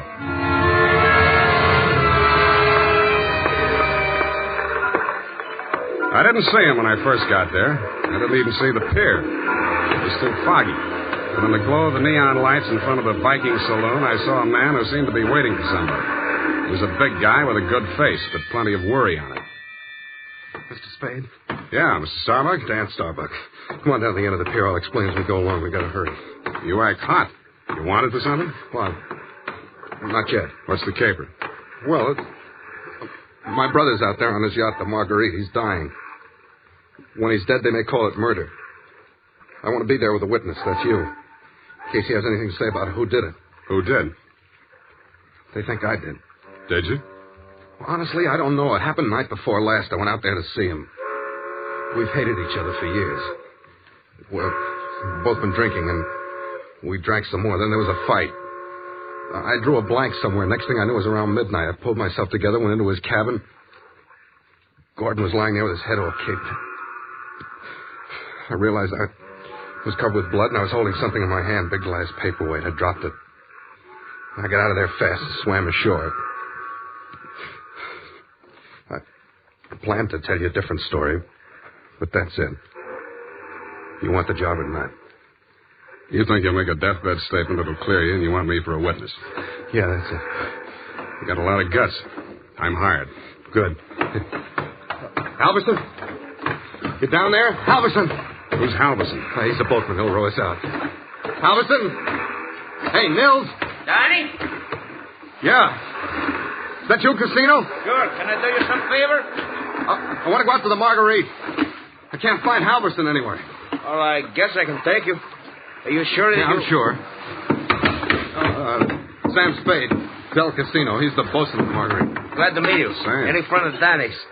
Hey, listen, Danny, you sure you want to go out there? Any reason why you shouldn't? Well, it's up to him. In his place, I would be on a freighter for China, way out there where the fog is more thicker. No, it's all right, Casino. I know what I'm doing. Well, your friend, you excuse me, your name? Spade. Pardon me, I better ask. The police don't want you for nothing? Not yet, but don't make book on it. Push us clear, Danny. All right.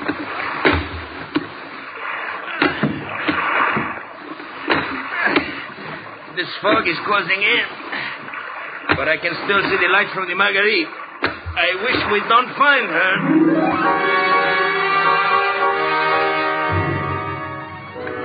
But we did. She was wearing clam diggers, an off-the-shoulder T-shirt, and was leaning against the rail as the dinghy pulled past the police launch and nestled in under the ladder of the yacht.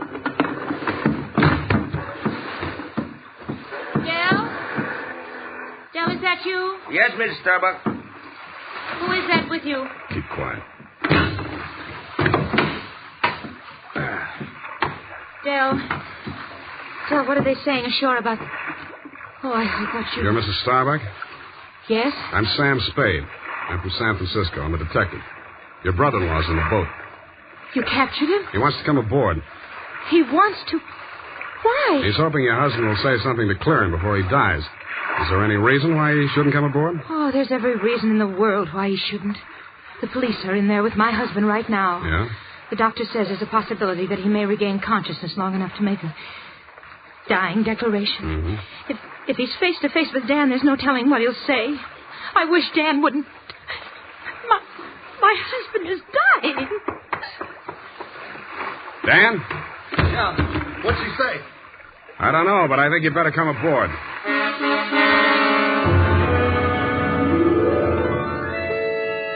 He seemed almost delighted as he swung his weight up out of the dinghy and climbed the ladder. Del Casino, the bosun, followed, wearing a puzzled expression that turned to fear as we entered the cabin. The yellow glare from the lamp swinging overhead was almost blinding to walk into out of the foggy night. The first thing I focused on was the bunk that held the dying man. His head was heavily bandaged, his skin was chalk white, and his lips were beginning to turn blue. The room was tense with waiting. Ranged around him in a semicircle were the supporting players. 2 doctors, 1 family type with a nurse, 1 police medic without, 1 sheriff with cigar, 1 police stenographer, female with pencil and notebook poised, 9/10 of a widow, and us. At 18 minutes past 7, somebody moved. It was the dying man. The 2 doctors rushed forward, took his pulse and blood pressure. The scout. Adrenaline 3cc, chlorine 1, saline solution. All right, Sheriff, he's conscious now, but you'd better hurry. Margaret. Mr. Starbuck, you can hear me all right? Take that down. Can you hear me? Affirmative answer. Now, Mr. Starbuck, we have to ask these questions. 1, what is your name? Please try to answer. What is your name? Gordon M. Starr. You got that? What is your name? Gordon M. Starr. That's close enough. Fill it in later. Now, Mr. Starbuck, where do you live? Where do you live? I'm dead. You got that? 1277 Marymount, Pasadena. Hey. Now, Mr. Starbuck, let's try a little harder. This is a long one. Have you been injured? What was the cause of your injury? Yes. Hurts my... You got that? Affirmative. Now, the second part. What was the cause of your injury? Head. Hit on the head. Do you believe that you're about to die as a result of your injuries, and have you no hope of recovery? I know. No hope. Now let's get to the point. Who inflicted said injuries? Hey, Mr. Starbuck, please, you haven't much time, you know. Go away. Doc, is there anything you can do? I'm afraid not. Oh, this is ghastly. Can't you leave him alone? Can't you let him die in peace? What are you afraid of, Maggie? What are you afraid he'll say? All right. All right, tell them, Gordon. It was Dan that struck you, wasn't it? He was jealous. He always hated you for marrying me. It was Dan. Now, Mrs. Starbuck, I know how you feel, but we can't allow this sort of thing. Please step aside so we can finish up here. That's it. Mr. Starbuck. Doctor? Very low pulse. I'm not sure. Dan. Is Dan here? Here I am, Gordon. Tell him the truth. Do you identify this man, Mr. Starbuck? Yes. He's my brother. Dan. Yeah. You got that? Brother Dan, he's the one. He's lying. Gordon, you know who did it. Why don't you tell the truth? What do you got to lose now? Nothing. I'm finished. You finished me. Gordon! Gordon, not yet. Now come back. Doctor, can't you... He's dead. Well... Okay, Doc. Dennis Starbuck, it is my duty as sheriff of this county to take you into custody on suspicion of murder. And I must tell you that anything you say may be held against you. You'd better come along, too, Spade. Routine questioning, you know. Okay, Sheriff. Well, I don't think we'll need the handcuffs, will we, son? No, I'll go with you.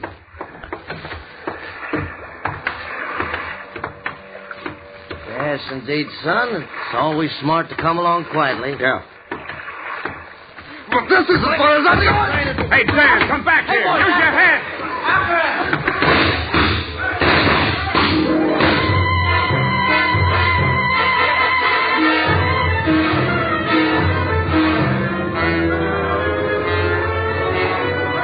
He only had one friend. He was the best friend in the world for a man on the land, the fog. The searchlights on the police launch spun frantically as the craft heeled around in a half circle to head him off. Instead of cutting the fog, the beams from the powerful lights bounced back from it and blinded the men behind them. After 10 minutes of that, they gave up. The sheriff had a theory. Don't worry. Between the fog and the currents, I doubt if we'll make it. We'll probably recover the body in the morning. And they did. But it wasn't Dan Starbuck's body.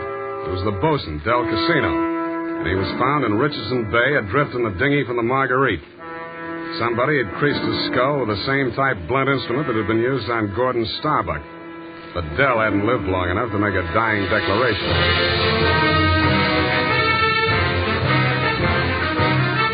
The makers of Wild Root Cream Oil are presenting the weekly Sunday adventure of Dashiell Hammett's famous private detective, Sam Spade.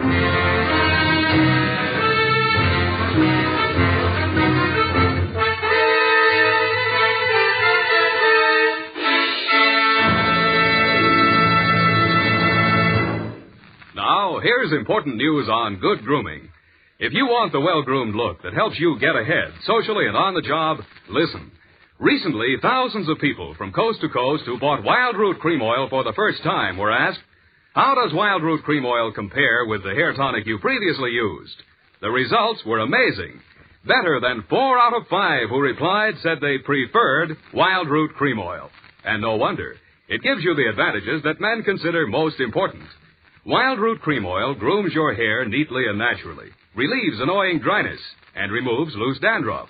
What's more, non-alcoholic Wild Root Cream Oil is the only leading hair tonic that contains soothing lanolin that's like the oil of your skin. So ask for Wild Root Cream Oil Hair Tonic. Again and again, the choice of men who put good grooming first. By the way, smart girls use Wild Root Cream Oil, too, and mothers say it's grand for training children's hair.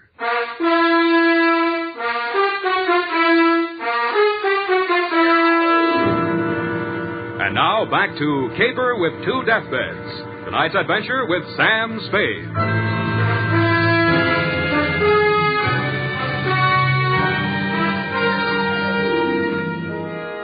The police theory of the Del Casino killing went something like this. Casino had shoved off in the dinghy to join in the search for Dan Starbuck, had rescued him, and been maced for his pains. Also found in the dinghy, but not as yet worked into the police theory, were two items. One, a waterproof wallet containing the seaman's papers of one Nils Halverson. Two, a tattoo mark on the right bicep of the deceased. A small heart with a name in it, Maggie. The brand new widow of the same name was waiting in my office when I got there the following afternoon. Hello. Hello to you, Mrs. Starbuck. What can I do for you? Mr. Spade, I know very little about the ethics of your profession, and... Well, are you still working for Danny? If you mean, do I know where he is, the answer's no. Oh. I hoped you'd say that. Why? Because I want you to work for me. Need a new bosun? You needn't have put it quite so crudely. No, I needn't. Since your work is confidential, I'll admit I've done a few things that... Well, it's all too true. My first mistake was marrying Gordon Starbuck when I didn't love him. And I should never have let myself fall in love with Dan. I certainly should have known better than to let Dell fall in love with me. What about Nils Halverson? And me? Well, hardly. No. Nils Halverson was employed by my husband for various odd jobs whenever we put in at Sausalito. Mostly he'd row the guests out to the ship.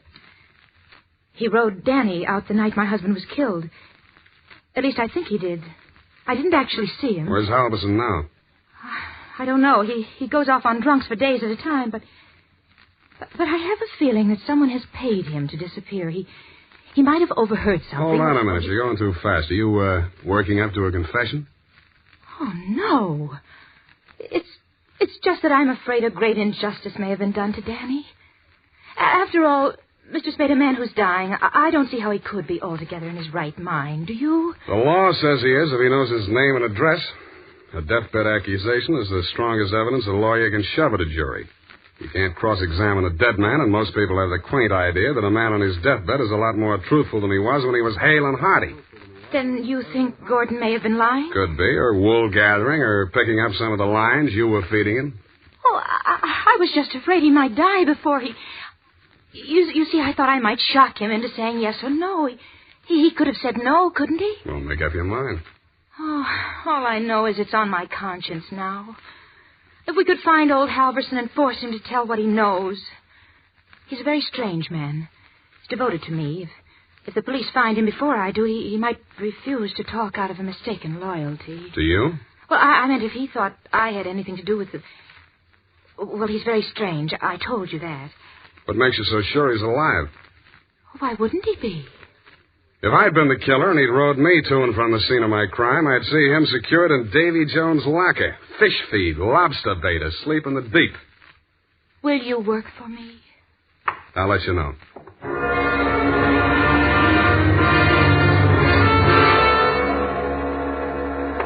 I didn't have time to get tattooed, but the rest of me was marinated enough. On my head, I was wearing a dirtied-up yachting cap. And the rest of me, I was wearing a pea jacket, dungarees, and sea boots. I was also wearing clamshell number 5 as I rolled up to the Viking saloon. Well, what'd it be, mate? Akavit and water. Have you seen my cousin? Your cousin? Who's your cousin, Prince Valiant? No, my cousin Niels Halverson. Niels Halverson. Oh, no. You're Neil's cousin, are you? Yeah. Well, coming from the old country? Yeah, Minnesota. By you, Minnie. Well, no, he'll be right glad to see you there. Where is he? I don't want to say this too loud. Yeah. Bend over there. Yeah? He's in trouble, you know. Oh? Yes, I got him holed up down below. Oh. Yeah, come on. Well, by golly, I sure been glad to be going to see my cousin Niels. Niels Halverson. Drop the act and get down there. Hey! Okay, Joe, I'll take over from here. Easy. Okay, Danny, my boy. I got his gun. But watch him now, watch him. He's full of smorgasbord. Well, Spade, you're the one person I didn't expect to see. But I'm very glad to. Yeah, I wish I hadn't found you. I wanted to find somebody else first. Halverson? Yeah. He's here. Want to see him? That's what I came for. In under here. Watch your head, low bridge. Yeah. Here we are. Where? A boathouse under the pier. Halverson used to hole in here to sleep off his schnapps. Where's he now? Over here. Uh-huh. Yeah, he's going to be a long time sleeping this one off. He'd been missing since that night. Nobody knew he was here till last night. I headed for the saloon when I swam ashore. Joe hid me out here. He could still talk then. What'd he say? I wrote it down here.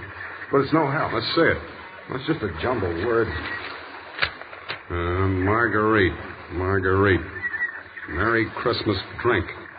My beautiful Helga. Row, row your boat. Now throw me back. Row me back. $20 good and drunk. Fog rolling in. Good and drunk. Gonna be 5 days, no business. Oh, my head. Paint the boat. Oh, crazy stuff. $20. Did you give him $20 to row you out? I didn't even see him. I swam out. My loving brother wouldn't have let me on board if he'd heard me arriving like a gentleman. $20. Did you frisk him? No. I'll have a look. Oh, I don't... Hey, wait. Uh-huh. Real soggy, but a 20. I don't care. I'm sticking to my story. I swam out there. I didn't give him that 20. Maybe you didn't. You gotta believe me. I didn't even have $20. That's why I got... Shut up. What's the matter with you? What are you gonna do? Come over here, Dan. What? I don't believe a word of your story, and even if I did, it wouldn't make any difference. What are you... Shut up. You're going to stop talking and listen for a while. I stuffed a gag into his mouth and muscled him over to a piling and handcuffed him to it. He didn't even look surprised. He just stood there staring at me as if he'd lost his last friend in the world. But I wasn't looking at him as much as I was listening to those footsteps in the boards overhead. I waited for them to come back. They did. I walked across the soggy planks to where Nils Halverson lay in the shadows. Nils, I want you to answer these questions again. Now, this time I'm going to take them down. You get lots of $20 and lots of drink. Now then, I know you don't feel so good. You don't have to talk if you don't feel like it. Just nod your head for yes and shake it for no. Okay, Nils? That counts in a court of law as long as there's a witness. Okay. Now, your name is Nils Halverson. Your address is 213 Bayview, Sausalito. That's correct, is it? Nod your head. Good. That proves you're in your right mind. You know you were injured. Yeah. You know the cause of your injury. Hit on the head and thrown over the side of your boat. What? Huh? Not from... Oh, dinghy. Well, it's the same thing. All right. Now, you know you're dying. You have no hope of recovery. That's obvious, but nod your head. That's the boy. Now, Nils, on the night of the 18th, around 10 o'clock, after your usual working hours, you rowed somebody out to the yacht Marguerite in return for which this person gave you a $20 bill. This person is also the person who killed, who inflicted your fatal injuries. It is. Now, the name of that person, if you can possibly speak even in a whisper, so there can be no mistake. Can you hear me? Just say it close to my ear. Yeah? Yes. Yes, I got it. That's all. Now, I know you don't write, Nils, but make your mark here. Come on, I'll guide your hand. There. Now we're going to take... Nils. Well, anyway. All right, Maggie. Come on in and join the party. Don't try anything. The light's on you. I'm a better shot than you, and if there's a ruckus, the whole saloon will be down on us. They're all friends of Danny's, too. Stop there. Toss the gun. Okay. What's the matter, Angel? You look kind of scared. No. Just disappointed, that's all. Don't give up so easy, sweetheart. I always wanted to take a trip around the world. We might go on the Marguerite. Together. Yeah, sailing into the sunset. Sleeping with our deathbed statements under each other's pillows. I see what you mean. I guess it wouldn't work. How much for yours, and what do we do about him? Dan? I'll take care of that. Throw it in with a deal. Okay. But I want it in writing. A little statement to the effect that I can keep under my pillow. Fair enough. All I want from you is a little statement from you to this effect. That you, Marguerite Starbuck, employed Nils Halverson to row you out to the yacht on the night of the 18th, that you there overheard a quarrel between your husband and brother-in-law, and that taking advantage of said brother-in-law's inebriated condition, you sneaked up behind your husband, hit him with a paperweight, and decamped, leaving the murder weapon in Dan's hand. You then started back to shore in the dinghy, and realizing that the only witness who could testify you were aboard that night... All right, I'll sign it. Okay. We'll have plenty of time to put in all the legal decorations later. I'm afraid we won't, baby. You're going to be spending all your available time at Tehachapi and points west. What are you talking about? You just made a full confession in front of a witness. You heard it, didn't you, Dan? Every word. Oh, we're fighting. Honest. An honest man. Well, I did tell a fib. Now, this is really going to hurt, I'm afraid, Maggie. You see, we didn't actually have any deathbed statement to match yours. No? No. Nils Halverson was a good deal too dead to have made a deathbed statement just now. He's been stiff for 12 hours.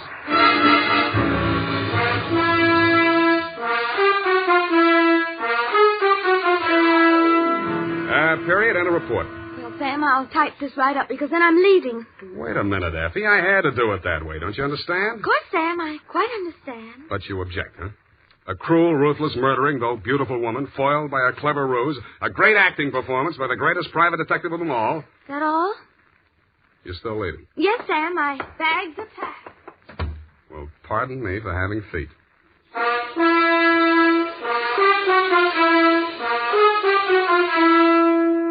There's a reason, men. In fact, there are 5 big reasons why more men every day are turning to Wild Root Cream Oil for well-groomed hair. Wild Root Cream Oil grooms your hair neatly and naturally. Wild Root Cream Oil relieves dryness and removes loose dandruff. Wild Root Cream Oil is non-alcoholic and contains soothing lanolin. 5 big reasons why you, too, should join the millions with handsome, well-groomed hair. Why you should step up to your drug or toilet goods counter and ask for Wild Root Cream Oil. Get the big economy bottle and the handy new tube that's easy to pack when you travel and just right for the office or plant. Also, ask your barber for a professional application of Wild Root Cream Oil Hair Tonic. Again and again, the choice of men who put good grooming first. Well, here it is, Sam. Goodbye. Now, wait a minute, Effie. You can't leave like this, not without... Oh, all right. I'll talk to you while I'm putting my hat on. Well, can't you at least look at me? After all, you should give me a chance to justify... Sam, apparently you're laboring under an apprehension. Of course I am. Oh, boy, am I glad I picked the last in June and the first in July. What are you talking about? My vacation. Vacation? You just had a vacation a few months back. Well, Sam, that's a year. Well, if you want to take advantage of a legal technicality... Now, Sam, don't say goodbye, man. Well, it's customary, I suppose. It's lucky that some of us keep our nose to the grindstone, our ear to the ground, an eye to the future. Huh? Television's just around the corner, you know. Oh, Sam. Come here, sweetheart. You look lovely in it. Come here. Have a wonderful time. Oh, Sam. Oh, Sam. Come here. Now, go on. You missed your train. Where are you going? The Los Sierras. Well, just so you don't go to Kanab, Utah. All right, Sam. You know best. Good night. Good night, Sierra Sue. Now, who can we get for that part next week?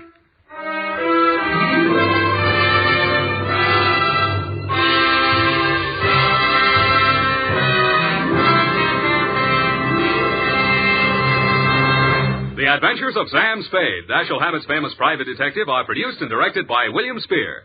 Sam Spade is played by Howard Duff. Lorene Tuttle is Effie. The Adventures of Sam Spade are written for radio by Bob Tallman and Gil Dowd, with musical direction by Lud Gluskin. Join us again next Sunday when author Dashiell Hammett and producer William Spear join forces for another adventure with Sam Spade, brought to you by Wild Root Cream Oil. Again and again, the choice of men who put good grooming first. This is Dick Joy reminding you to get Wild Root Cream Oil, Charlie. It keeps your hair in trim. You see, it's non-alcoholic, Charlie. It's made with soothing lanolin. You better get Wild Root Cream Oil, Charlie. Start using it today. You'll find that you will have a tough time, Charlie. Keeping all the gals away. Hiya, Baldy. Get Wild Root right away. This is CBS, the Columbia Broadcasting System.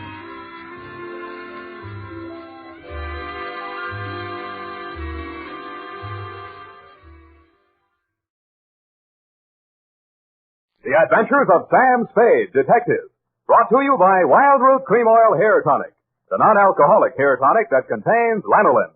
Wild Root Cream Oil. Again and again, the choice of men who put good grooming first.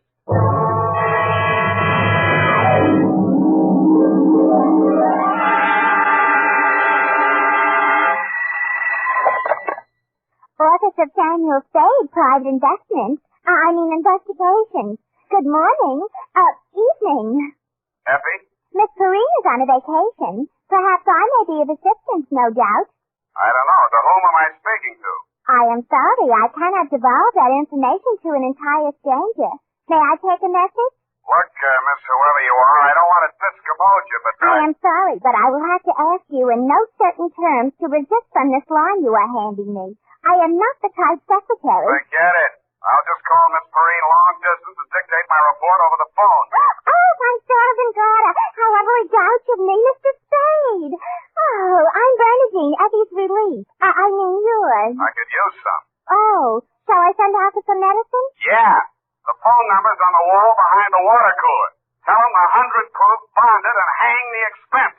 I'll be right down to dictate my report on the bail bond caper.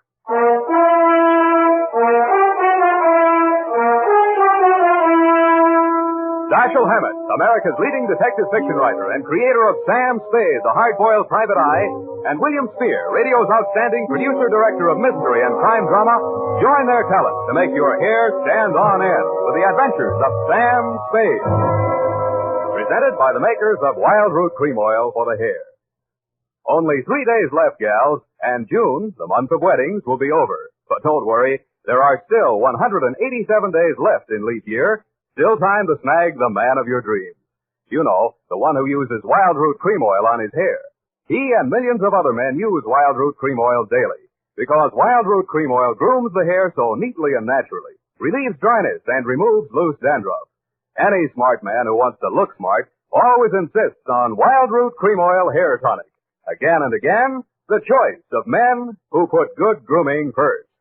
And now, with Howard Duff starring as Spade, Wild Root brings to the air the greatest private detective of them all, in the adventures of Sam Spade.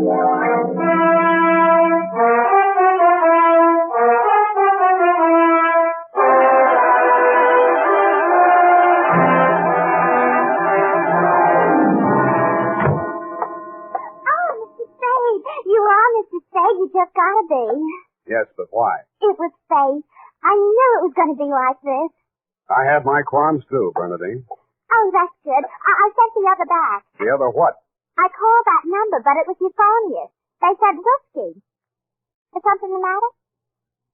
No, nothing at all. I'm perfectly calm. Well, I'm glad. My previous employer was very nervous, which is why I just happened to be tentatively at large when Effie reproached me about being a relief to her. Figures. Bernadine, now I'm not being fresh. Honestly, I'm not. But do you take shorthand? Yeah, but I don't speak it. What is that you speak? Don't answer. Ready? Rodney. I mean Roger. Date. I'll have to ask my mother. Down, Bernadine. Date, June 27, 1948, to Miss Effie Perrine, care of Perry's Lodge, Kanab, the Pearl of the West, Utah. What? Oh, wrong letter. I'll get to that later. Date, June 27, 1948. To Leo M. Scarlett, care of Leaf Branch, Root, Knox and Wood, attorneys at law, 333 Pine Street, San Francisco, from Samuel Spade, license number 17596. Subject, the bail bond caper. Dear Leo, I'm sorry things turned out the way they did, Leo, and I'd like you to know how I got into it. It wasn't for the reward. I don't take rewards. I'm not in love with your wife, no matter what she says, and I wasn't sore at you about anything. I was just sitting in my office, minding my own business, when the door opened, and Vivian walked in. She looked every bit as beautiful as she did when she lived under me in Ma Tuttle's boarding house in 41.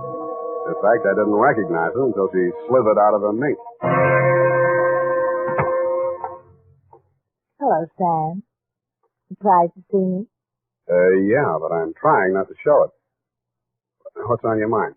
Is that all you've got to say to me, Sam? Well, you're here on business, aren't you? All right, I don't blame you. It all happened pretty sudden, Leo and me. I should have written or phoned you, I suppose, but somehow... Forget it, Vivian. Now, what do you need a detective for? You, thinking of divorce already? Oh, please, don't, Sam. If it was a mistake, I'm the one who has to live with it, and I made up my mind when I married Leo. This time it's for keeps. No matter what. Mm-hmm. What's the what? He's in trouble, Sam. Well, that's nothing new. Well, this time I don't think it's his fault. When Leo went legit, he meant it. What's he say he's doing now? He's a bail bond broker. Judging from your new look, I'd say he's a success. Sam, a man called him on the phone today. I answered. He said his name was Holliday, but I recognized his voice. It was an old friend of Leo's, Charlie Rosenboy. Charlie, huh? When did he get out? A couple weeks back. He was paroled. I don't know what he said over the phone, but Leo looked scared and sick. I don't wonder. The word around town was that Charlie took the rap to Leo. And I don't know anything about that. All I know is Leo's on the level now, and Charlie never will be. He did plenty on his own during that time he served. Well, I won't argue that, but from where I sit, it looks like Leo better start wearing a gun again. He has. That's what I'm so frantic about, Sam. Did you hear any of the conversation from Leo's end? He didn't say much. But I did hear him say, all right, 10 tonight. I'll meet you there. That wasn't very smart of him. I know, but that's the way he is. It might be only for a payoff. I thought of that, too. But Leo hasn't got that kind of money. He's been dropping a lot at the racetracks lately. And even if he had it, he's not the type to pay blackmail. I don't like it. Why should I stick my neck out? Why did you have to come to me anyway? 'Cause I trust you, Sam. I know you were jealous of Leo. I was? Sam, if we ever meant anything, if you meant half the things you said to me when we... Stop it. That's blackmail. Oh, I feel so lost and alone. I don't know where to turn. Okay. I'll see what I can do. Oh, Sam. I'll make it up to you somehow. You see if I don't. Sure you will. And tell Leo to stop dropping his money at Pan Ferran. This is going to cost them plenty.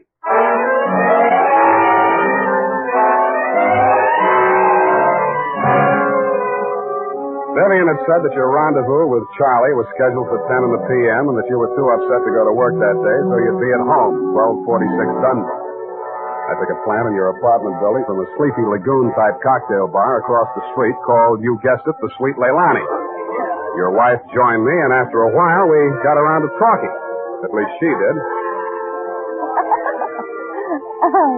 I bet you can't guess what I'm thinking about. Huh?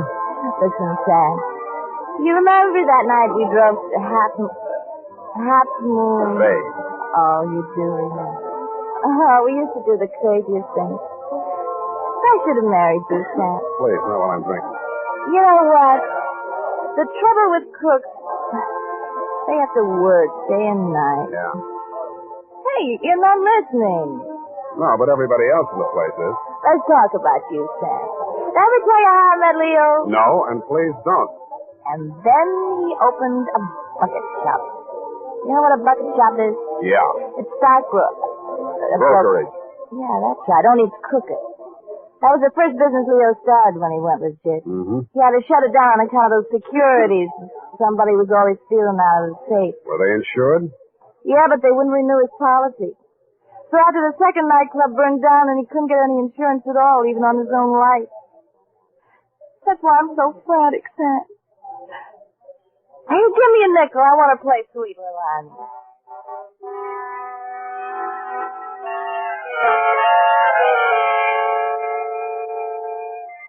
$50 and 2 hours later, sweet Leilani broke under the strain, so we had Princess Papuli to leave a nut gave out, and were starting on the Hawaiian war chant when she disappeared through a door marked Wahine, Hawaiian for powder room, and never came back. Around 9:45, I mumbled something to the bartender about the lady will pay, put on my smoke glasses, and strolled out and across the street. You came out of the building a couple of minutes later. You led me a zigzag course up Merchant Street to Salon, across Salon to Commercial, down Commercial to Drum, and made a lateral pass over Drum back to Dunbar. Your destination, I'd never have guessed it, was the Sweet Leilani. Happily, they were not playing Sweet Leilani. It was very, very quiet. The regular customers had taken a powder, and I didn't blame them. In the new crop at the bar, I counted 10 broken noses, at least 5 broken paroles, assorted knife scars, and 4 pairs of cauliflower ears, and 1 maverick. You slid into a booth at the end of the bar, took the gun out of your shoulder holster, and laid it down on the table in front of you. I walked over, turned it around so it was pointing at the jukebox instead of me, and sat down. Some other time, Spade. Some other time I drink with you. I'm waiting for a friend. Why the gun? You selling it to him? Maybe I give it to him. Go on, you drink at the bar. It's kind of crowded. Looks like Charlie Rosenfoy's old mob. Who are they gunning for? You or Charlie? Why don't you ask them? What are you drinking, Leo? I was with that bottle all day. Got a bad taste. Do me a favor, Spade. There's a bar 2 doors down the street. Go drink there. There's my friend coming in the door. Any friend of yours is a friend of mine, Leo. Look, Spade. Hello, Leo. What's the matter? You bring a bodyguard to meet your old friend Charlie? This shamus threw his weight in here. I didn't ask him. I don't need him. Huh. That sounds like the old Leo Scalaria. The name is Scarlet. Oh, pardon me. I've been on the rock for so long, it's hard to catch up on all the changes. There's been a war, Charlie. Anyone tip you to it yet? You got a smart bodyguard, Leo. Let's talk. Let's go somewhere else and talk. I like it here. Okay, we start. How come you tipped the mob we were coming here? You promised you wouldn't. Like the shamus, I got to drink somewhere. All right, say what's in your mind and I'll go. Yeah, and if you don't mind, I think I'll do my drinking at the bar.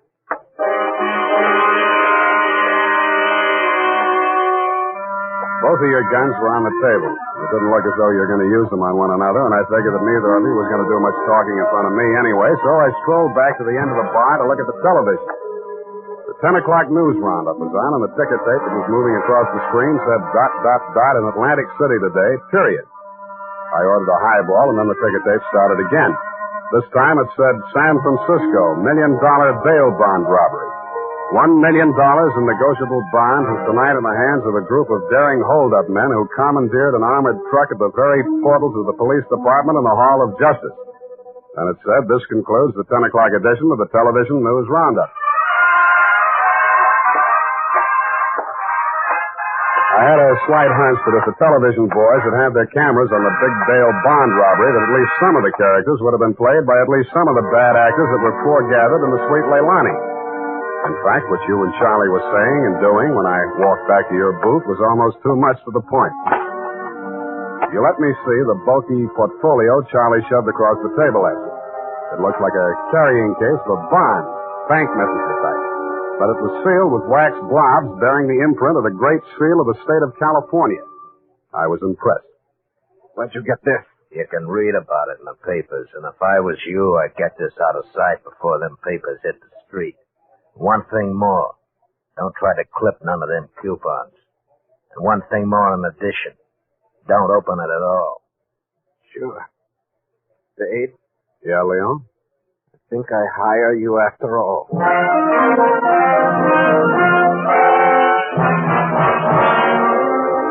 I took the job and you handed me the portfolio. Outside, we flagged the taxi and you gave the driver an address on Portsmouth Square. Your office, I hate to remind you, was behind one of a bunch of neon-lighted storefronts across from the Hall of Justice. The sign on the door said, press the button and let freedom ring any hour, day or night. The only bell in sight was a stop-press-type burglar alarm. You unlocked the door and we went in. You paused in front of a big green safe with a combination lock and started twirling the knob. The tumblers clicked into place. I picked up an inkwell and waited for the safe to open. All right, Spade, give me it. I did, with both hands. With my left, I handed you the portfolio, and with my right, I pitched the inkwell at a well-wired slab of plate glass window. When the burglar alarm went into action, so did you. You dropped everything and were out of the door and out of sight before you could say, "Let freedom ring." While I was waiting for the cops to arrive, I helped myself to a $500 bearer bond I found lying loose in your safe. I had a feeling I might be needing some bail myself.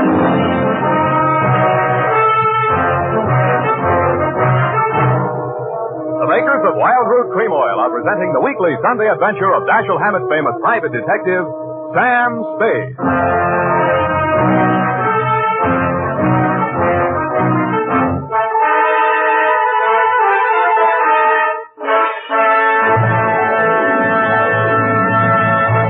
Now, here's important news on good grooming. If you want the well-groomed look that helps you get ahead, socially and on the job, listen. Recently, thousands of people from coast to coast who bought Wild Root Cream Oil for the first time were asked, how does Wild Root Cream Oil compare with the hair tonic you previously used? The results were amazing. Better than 4 out of 5 who replied said they preferred Wild Root Cream Oil. And no wonder. It gives you the advantages that men consider most important. Wild Root Cream Oil grooms your hair neatly and naturally, relieves annoying dryness, and removes loose dandruff. What's more, non-alcoholic Wild Root Cream Oil is the only leading hair tonic that contains soothing lanolin, that's like the oil of your skin. So ask for Wild Root Cream Oil Hair Tonic. Again and again, the choice of men who put good grooming first. By the way, smart girls use Wild Root Cream Oil too, and mothers say it's grand for training children's hair.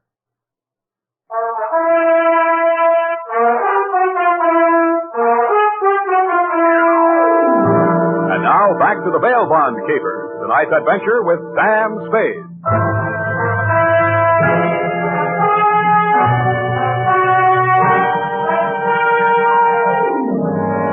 I had hoped, Leo, when I made my spectacular move in your bail bond office and set the bells to ringing, that I'd get the caper off my neck and onto the capable shoulders of the police, where it now belonged.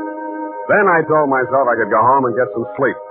I had never been that fond of Vivian anyway. I was holding the $1 million portfolio, complete with its big official seal, still unbroken, ready to hand it over with a flourish to the first boy in blue that rushed in. But then I saw something that dashed my hopes. There was a strip of Scotch tape across the bottom of it.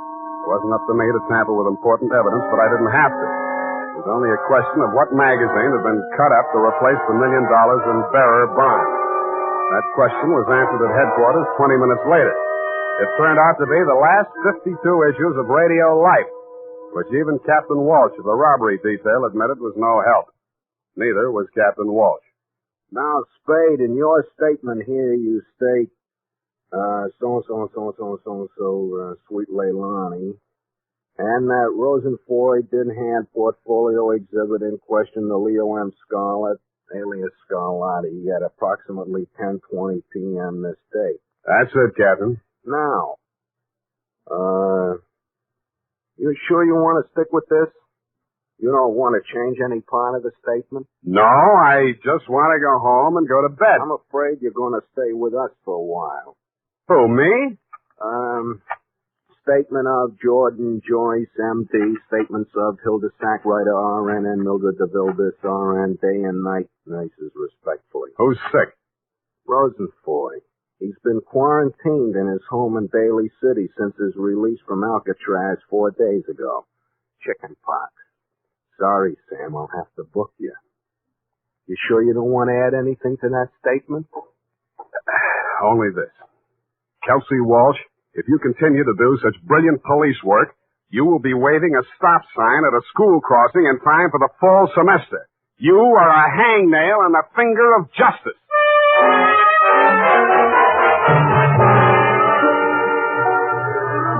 I thought I had been courteous and cooperative, but even so, it was the middle of the afternoon by the time they set my bail. $1,500. That made it light. But I hadn't had time to hang the curtains in my cell when I got even worse news. My bail had been posted by who? Vivian, a banana peel, and the steps of progress. She met me outside. Well, aren't you going to thank me? What for? Getting me in jail or getting me out? Getting you out, of course. It was all the money I had in all the world. Leo's money was impounded, you know. But, Sam, when I thought of what you and I once meant to each other, maybe we still... Yeah. Well, you'll get your money back. I'm not really guilty. Oh, I know that. What else do you know? I guess it's safe to talk. Leo phoned me today. Where is he? He wouldn't say. Some pay station. He kept putting in nickels. Sam, you've got to talk to him. You've got to convince him it's best to give himself up. Now you're beginning to make sense, sweetheart. But how can I get to talk to him? I've arranged it. He's to meet us at the Club Leilani. You know, where we had our reunion yesterday. That place on Dunbar? Yeah. Oh, that's great. A crowded saloon less than a block from the police department. Besides, the place has lousy memories for me. By the way, did you ever get out of the ladies' room? If you don't mind, I'd rather talk about something else. Okay, let's talk about how do we bring this big secret meeting off in a crowded cafe. Is Leo coming in a false beard? You really think I'm stupid, don't you? I didn't say so. Well, it so happens that the place is closed on Tuesday. See that sign in the window? Closed Tuesday? Mm-hmm. Now, how do we break in? I was counting on you. You're a detective. Can't you use a glass key or something? Did you say that bail bond you bought for me was all the money you had in the world? That's the truth. Then get ready to forfeit it. It's a risk I've got to take. You've got to take. Sam, please, if we ever met anything... Yeah, I know. Half Moon Bay. But sometimes I wish we hadn't been childhood sweethearts. Wait here. I'll case the alley.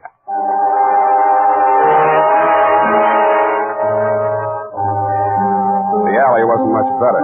There were two windows, washroom type, all glass brick except for two small ventilators big enough to put your hand through.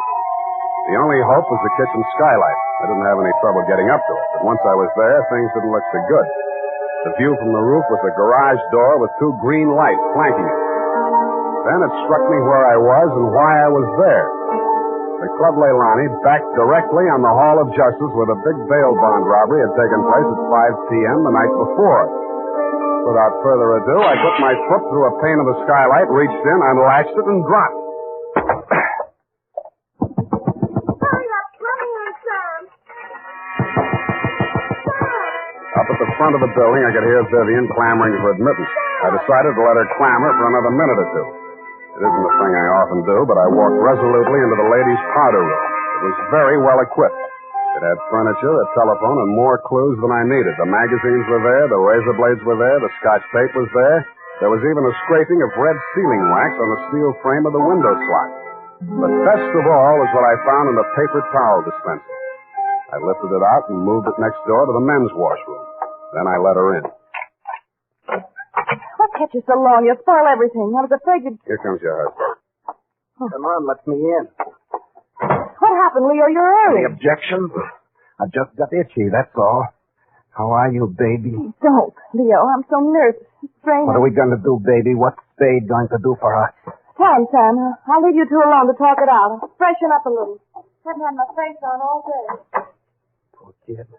Well, Spade, let's have it. Yeah, she's right, Leo. I can do a lot for you. But you've got to do something for me. Spade, this is level. I never saw those bonds. I know that. Then what are you after? The truth.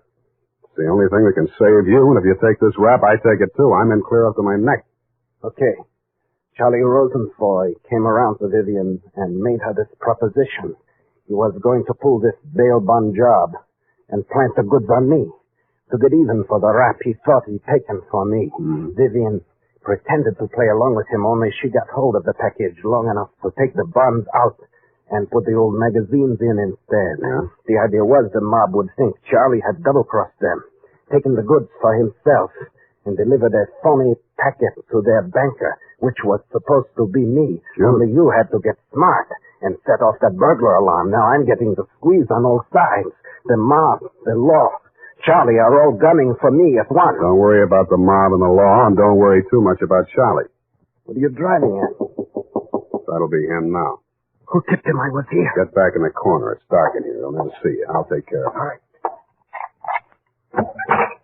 Hello, Charlie. Oh. Come on in. Good boy, Spade. Get his gun. You're my friend. Sure, I'm your friend. Come here. Yeah, sure, Spade. Pleasant dreams, fellas. Now I act. Hey, Charlie! No, Leo!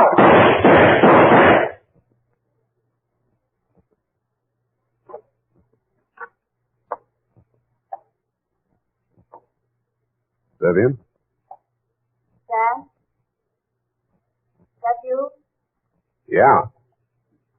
after your boyfriend. Leo? Charlie? Yeah. They just knocked each other off. Oh, Sam. I can't see. Dark. Where are you? Right here in front of the jukebox. You sure? Hope to die.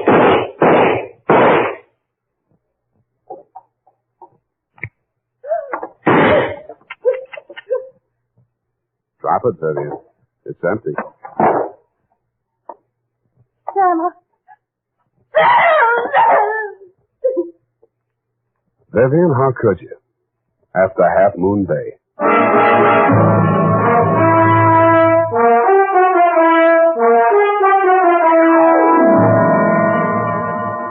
I'm sorry I had to knock you boys out, Leo, but better lumps than bullet holes, eh? After she started wrapping up the caper, it wasn't too hard to figure what she was up to, providing you could keep her smoke out of your eyes. She told Charlie how to operate on you and told you how to operate on Charlie. $1 million for her and 2 dead gangsters lying on the floor of an empty joint where they'd shot it out. The secret of the missing bonds would have to be written off by the police as having died with either one of whichever of you ever had them. Period. End of something. Pardon me, Mr. Spade. I know you're tired, and if you're too fresh, please feel free to elude the whole matter. Yes, okay, let's do that. Thank you. Effie said that you were always glad to qualify any little points that she didn't understand. She said that, did she? Yeah, But she also said that quite accidentally that you sometimes leave things out that should be left in. Bernadine, times are very bad. They're cutting salaries everywhere. But where were they during the whole nefarious affair, if you'll pardon the expression? The bonds? In the paper towel dispenser, didn't I say so? Oh, that's what you moved to the men's. But how did they get there?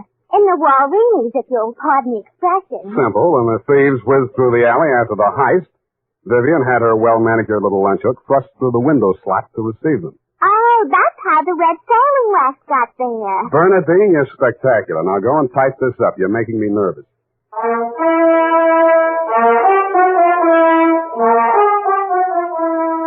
You know what they say about people who like mysteries? Once a mystery fan, always a mystery fan. And that goes for hair tonics, too. Once a Wild Root Cream Oil fan, always a Wild Root Cream Oil fan. Just try it and you'll see what I mean. Wild Root Cream Oil grooms the hair neatly and naturally, relieves annoying dryness, and removes loose, ugly dandruff. So tonight, or first thing tomorrow, step up to your drug or toilet goods counter and ask for Wild Root Cream Oil. Get the big economy bottle and the handy new tube that's easy to pack when you travel. Also, ask your barber for a professional application of Wild Root Cream Oil Hair Tonic. Again and again, the choice of men who put good grooming first. Well, here it is, Mr. Spade. I hope it's not too erroneous. Oh, I'm sure it's quite offensive. Don't you mean inoffensive, Mr. Spade? Have it your way. I don't want to sound imprudent, Mr. Spade, but I must say that your conduct through the whole thing was very brave and outrageous. Don't you mean courageous? Now I've got you doing it. You're going to be just like Mr. Cummel. Your previous employer, no doubt. Yeah, poor man. You know, he finally became completely erasable. They had to take him away. What were his symptoms? Well, when he ordered the puppy biscuits, I thought he was just being concentric. But after a while, he wouldn't answer to anything but Rover. I had to sprinkle his flea powder in the morning, you know? And then he had his little tricks. He always wanted to show off, you know, sitting up and rolling over. He could shake hands, too. What's so great about that? Any dog can shake hands. Yeah, but can you scratch your ear with your foot? If I set my mind to it. Now go home, Bernadine, or I'll report you to the SPCA. You can't frighten me. Effie told me that your bark is worse than your bite. Good night, Mr. Spade. Effie, in far-off Kanab, come home, sweetheart.